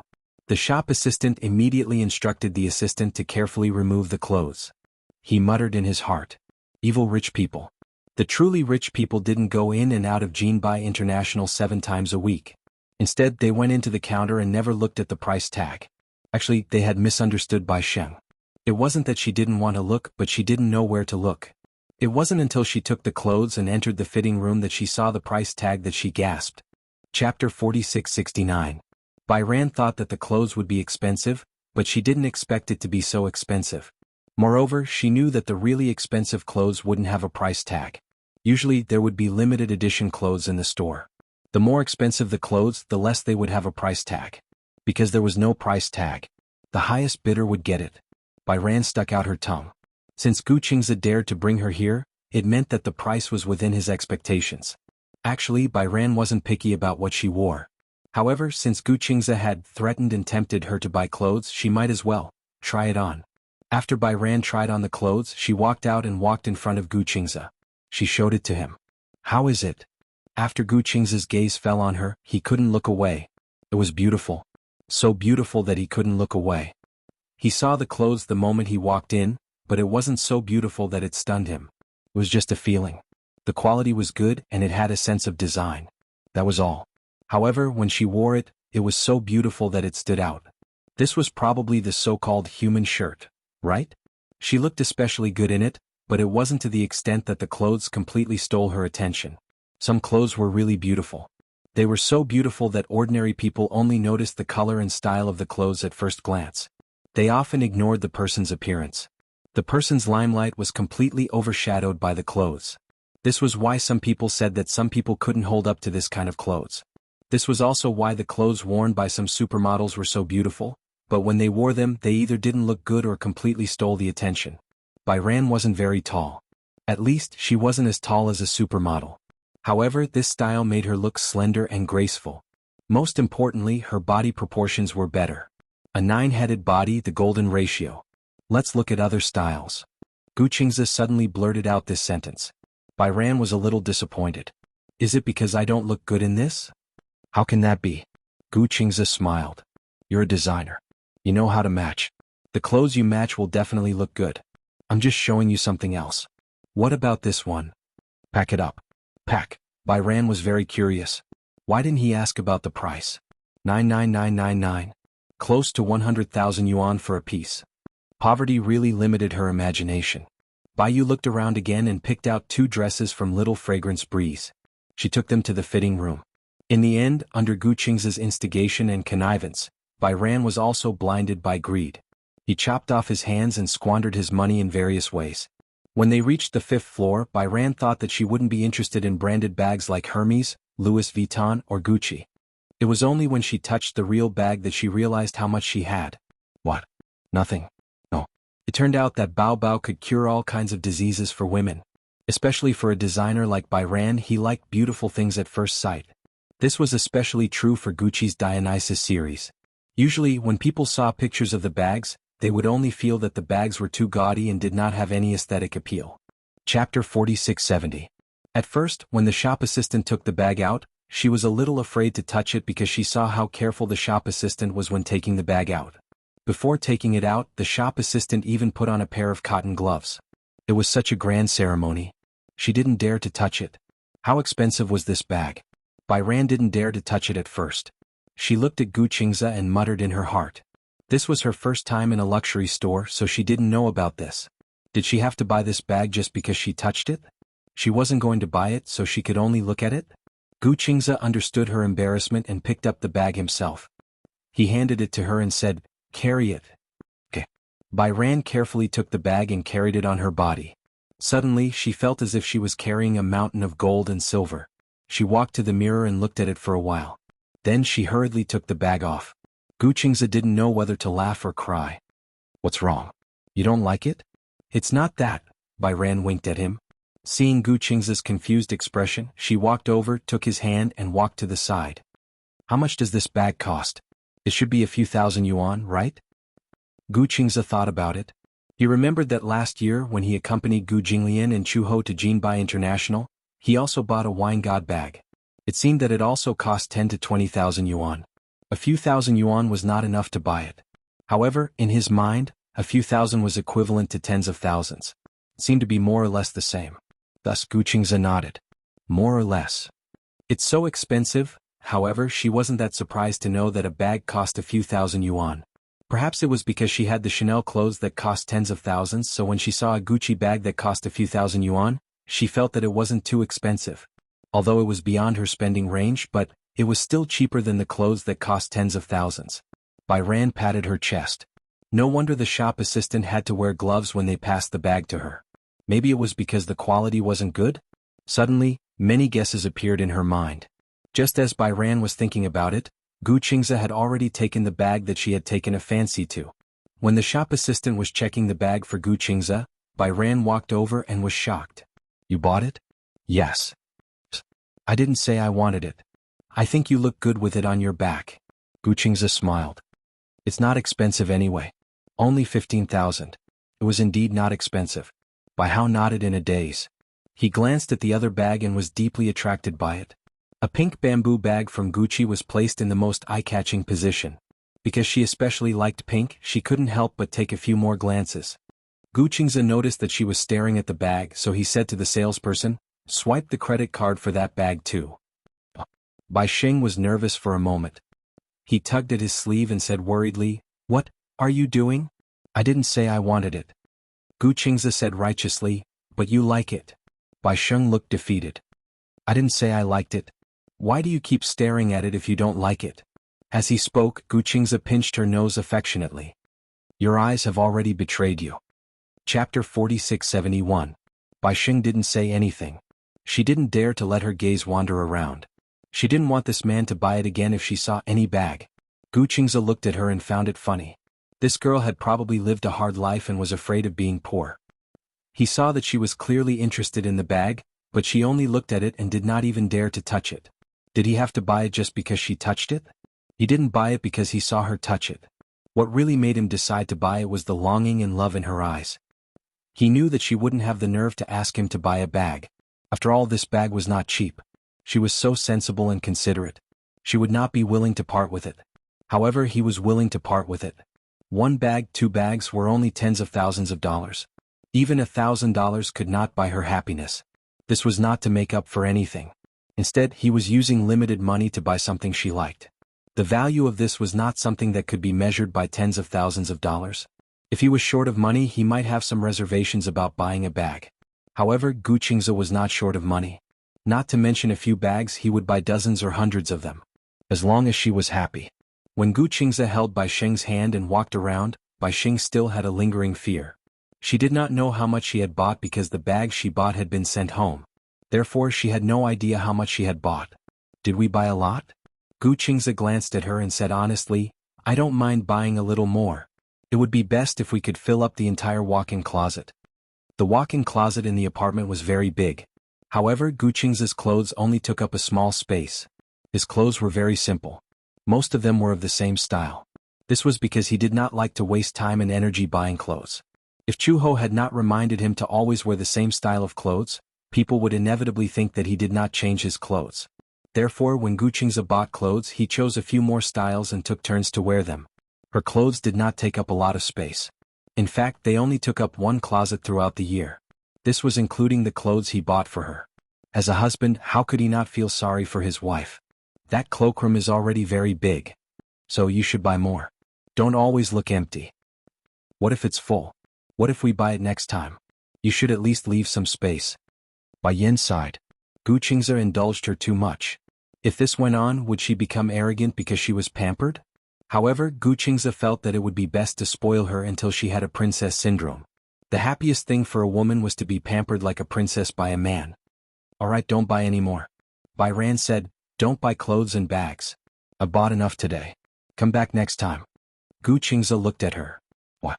You look so scared. Are you afraid that I'll go bankrupt? Bai Hao said firmly, even if you go bankrupt, I'll pay for it with you. What am I afraid of? Gu Qingze's heart warmed. He knew that her words were definitely not just for show. She could definitely do it. Through thick and thin. Gu Qingze patted her head. It's done. I won't buy it, but I won't buy the bag and clothes. There's one thing I have to buy. Bai Hao was intrigued. What is it? Chapter 4672. 5 minutes later. Gu Qingze brought Bai Yan to the Cartier counter. It was only when Bai Yan saw the diamond rings and necklaces displayed in the counter that she suddenly realized what this man meant by having to buy something that he had no choice but to buy.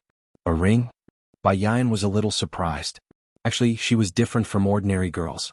She liked clothes more. Perhaps she was a fashion major, so she was more sensitive and liked fashion. As for diamonds, she didn't like them that much. However, a diamond ring meant something different to her. To her, this was a kind of token.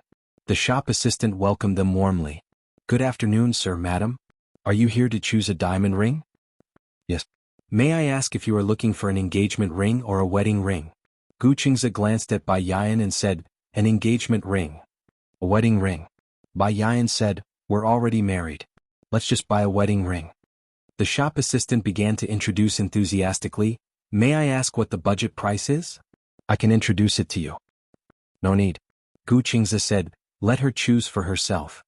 Okay. The shop assistant stood in front of the counter and looked at Bai Yan with a smile. Bai Yan looked at the various styles of diamond rings displayed in the display cabinet. At a glance, they were all dazzling. In addition, the lights in jewelry counters like this were especially bright. For a moment, she felt dazzled. Actually, it doesn't matter what I wear. Gu Qingze took a fancy to a diamond ring that was placed in the most eye-catching position. The diamond was especially big, about a carat in size. He pointed at the diamond ring and said to the shop assistant, is it convenient for me to take a look at this design? Of course it's convenient. As the shop assistant spoke, she skillfully put on velvet gloves and carefully took out the diamond ring. Bai Yan saw the diamond ring and immediately said, I don't like it very much. What's wrong? The shop assistant was also a little surprised. This diamond ring's design is very unique. Also, the diamond's clarity is very high. It's too big. Too big. This was the first time the shop assistant had seen a woman say that a diamond was too big. After all, the bigger the diamond, the more capital it was to show off. Unless, of course, she was poor. Only the poor would dislike a diamond that was too big. After all, you get what you pay for. The bigger the diamond, the more expensive it would be. The shop assistant immediately looked disappointed. Seeing the man's good temperament, she thought that she had welcomed a big client. Gu Qingze laughed. Isn't it good to have a bigger diamond? I don't think it's convenient. If it's inconvenient, just take it off. The shop assistant pretended to be casual and said, women who wear diamond rings of more than 1 carat don't need to do housework. Even if they wear it when taking a bath, they won't feel inconvenienced. It's such a big diamond. It's easy to get caught when you're wearing clothes. Then take it off first and put it on after you put on your clothes. But, Bai Ran didn't realize that the clerk had changed her attitude. She said quietly, since the diamond ring is a token of marriage, I've never thought of taking it off since I put it on. Ah. Gu Qingze looked at her silently. Chapter 4673. Once the ring was put on, she would never take it off again. For some reason, Gu Qingze felt comforted when he heard this. Perhaps this was the feeling of happiness. There was a woman who was willing to put on a diamond ring for him and never take it off. Indeed, this was the meaning of a diamond ring. The diamond did not need a huge carat. The design was new and easy to wear. That was enough. Thinking of this, Gu Qingze said to the salesperson, no need for a ring holder. It's best if the diamond is inlaid. Do you have it? Yes. The salesperson knew that this business was not going to be a big one, so her service attitude was much lower. She scanned the counter perfunctorily and said in a dispirited voice, however, there aren't many of these designs. Also, such rings don't have any special meaning. Usually rings have ring holders. Not only do they look good, but they also have a special meaning. As the salesperson spoke, the store manager walked over from behind. When she saw Gu Qingze, she was shocked and immediately walked over fearfully. Gu, Shu. Gu Qingze knew that the store manager recognized him. He shushed her and signaled for her not to make a fuss. The store manager pursed her lips and did not say, "Mr. Gu, why are you here?" In the end, the salesperson saw that the store manager had arrived and immediately became enthusiastic. "Store manager, you're back." "Yes." The store manager saw that Gu Qingze had a woman with him and frowned as if she had guessed something. "This. Sir, are you bringing your girlfriend to choose a diamond ring?" Gu Qingze heard this and corrected her seriously, "Not my girlfriend, my wife." "Wife?" Bai Yong heard this and felt an inexplicable warmth in her heart. His serious tone made it seem like she was not allowed to make any mistakes as Mrs. Gu. This was his affirmation of her. "Wife?" The store manager heard this and looked at Bai Yong enviously. This woman was so lucky to be able to marry Gu Qingze. Jinbai International was owned by the Gu Corporation. Gu Qingze was the eldest son of the Gu family and one of the future heirs of the Gu Corporation. Although Gu Jinglian was very strict with the selection of heirs, the Gu family had so many businesses that there might be more than one heir. Therefore, the store manager was especially respectful of Gu Qingze. After all, he was one of the future heirs, so she had to be respectful. "What kind of design do you like? If you like it, you can try it on." It wouldn't matter if he just took it away. Gu Qingze suddenly took a fancy to a ring. It didn't have a ring holder and the diamonds were inlaid in rows. It was simple but not simple and looked very exquisite. "What does this ring look like?" "The ring of the male ring is thicker than this one," the store manager said as she squatted down to find the men's ring in the cabinet and took it out. However, she was still a little hesitant. "Is the diamond too small?" She thought that Gu Qingze didn't know how to pick and chose the smaller one. He was afraid that Bai Ran would not be satisfied. Unexpectedly, Gu Qingze's gaze was very similar to Bai Kun's. She was also very satisfied with the design of the ring. "I quite like this one. I can try it on." "It can't be?" The store manager was completely dumbfounded. This was a ring designed for ordinary people. The price was relatively low, only a few thousand yuan. To Gu Qingze, a low price of a few thousand yuan was too low class. Chapter 4674. "No, I think this design looks pretty good on me." In fact, Bai Ran was not worried about money. Instead, she felt that love and marriage did not need an expensive diamond ring to prove it. This was just a keepsake, so there was no need to put the cart before the horse. Only then did the store manager understand her intentions. Bai Ran had repeatedly emphasized that she really liked this diamond ring and did not care about its value. Hence, he carefully took it out for her. Bai Ran tried it on. Her fingers were relatively slender. Although there were some light calluses on her index finger because of her design studies, her ring finger was straight. Hence, the ring was just right when she put it on. It was even a little big, but it would not fall off. Gu Qingze looked at it and mumbled, "Isn't it too big?" "No, it won't fall off." The manager continued, "If you think the size is too small, these can all be adjusted. Since you're getting married, it's better to leave some space. In the future, if you get pregnant, your body will have edema. Many customers buy diamond rings that are just right. Then, because they're pregnant, their fingers get stuck and it takes a lot of effort to remove them. So now, we usually suggest that the size of the diamond ring is slightly bigger, but it won't fall off. It's just right." Gu Qingze felt that it made sense. Bai Ran also liked it. "What about the man's ring?" The manager also took out the man's ring. It was just right on Gu Qingze's finger. The two of them placed their hands together. His hand was very big, one size bigger than hers. It was just enough to wrap around her.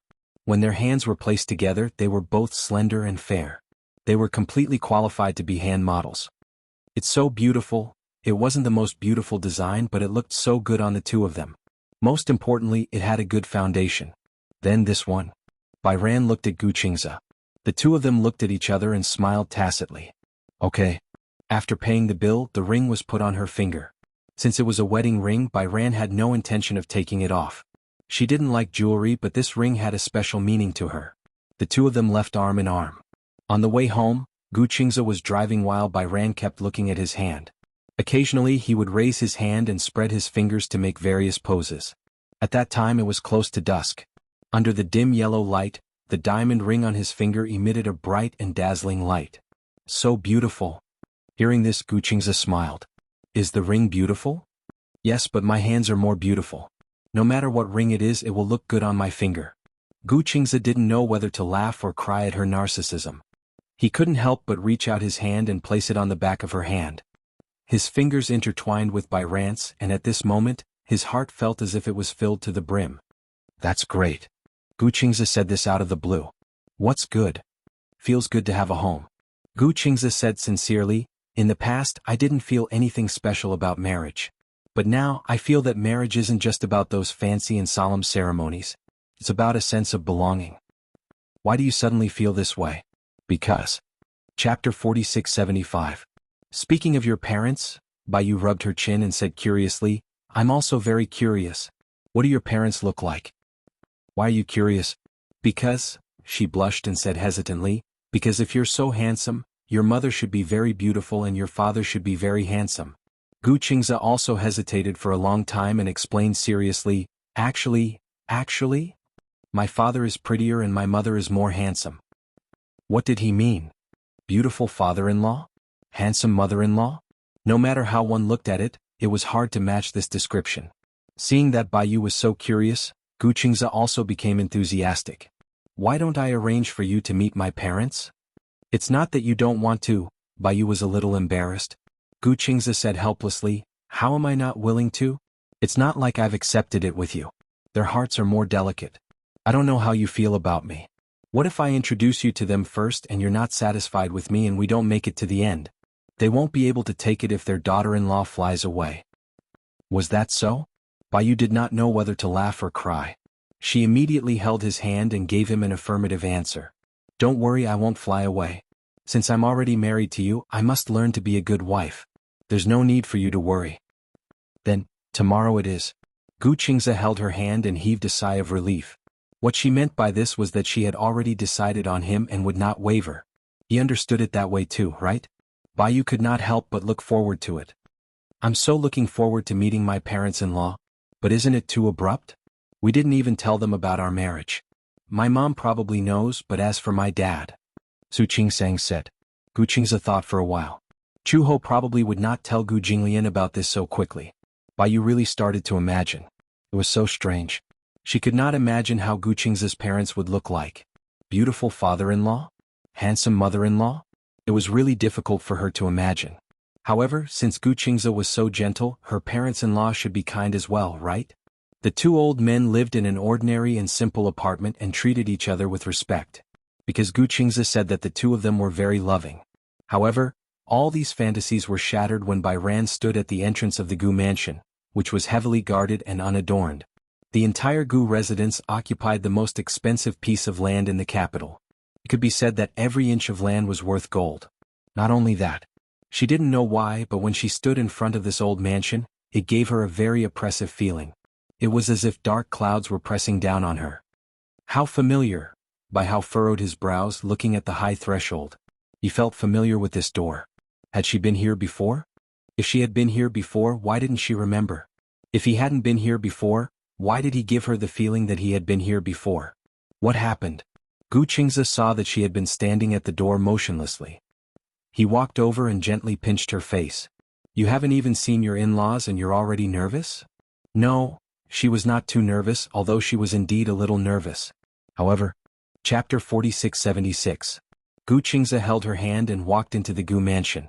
Hello, young master. Hello, second young master. Hello, young master Qingze.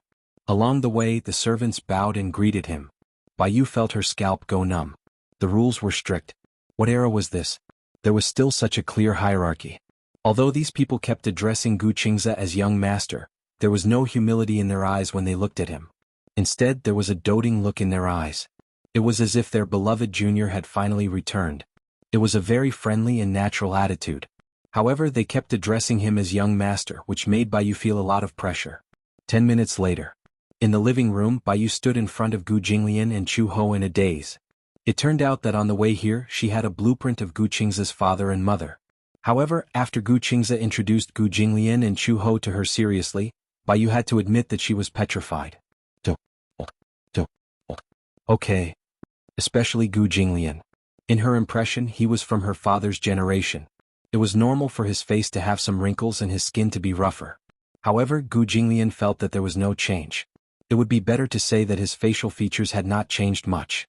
After all, he was no longer young. Although it could not be compared to when his face was full of collagen when he was young, whether it was his facial features or his appearance, there was a sense of maturity that had been settled over the years. Speaking of changes, there were still some, but it was a kind of transformation from the high-spirited and vigorous youth to a mature and steady change.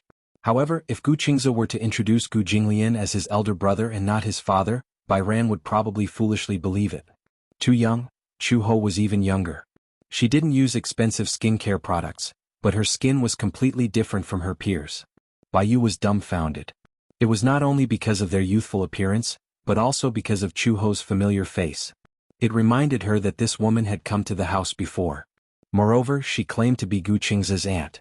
How did she suddenly become her mother-in-law? Furthermore, it was just as Gu Qingze had said. In terms of facial features, Gu Jinglian was much more beautiful than Chu Ho. Even though he was a little older, he still had a special charm, especially his eyes. Even Gu Qingze did not inherit any of it. Otherwise, Bai Ran would definitely feel unbalanced seeing a man who was more beautiful than her lying beside her every day. Chu Ho felt guilty when he saw Bai Ran. She silently covered her face and turned to the side. Of course, Gu Qingze could tell that Chu Ho was obviously feeling guilty. He sneered, "Mom, what's wrong? Are you not feeling well?" Cough cough cough. Chu Ho coughed exaggeratedly a few times. Gu Jinglian's hand, which was holding the teacup, trembled in fright. He looked at his wife in disdain and muttered, "What's wrong? My throat doesn't feel well. Have some tea." Cough cough cough. Chu Ho coughed again. Gu Qingze held back his laughter and looked at Bai Ran, who had been stunned for a long time. He gently bumped her shoulder and asked, "Is your throat not feeling well too?" No.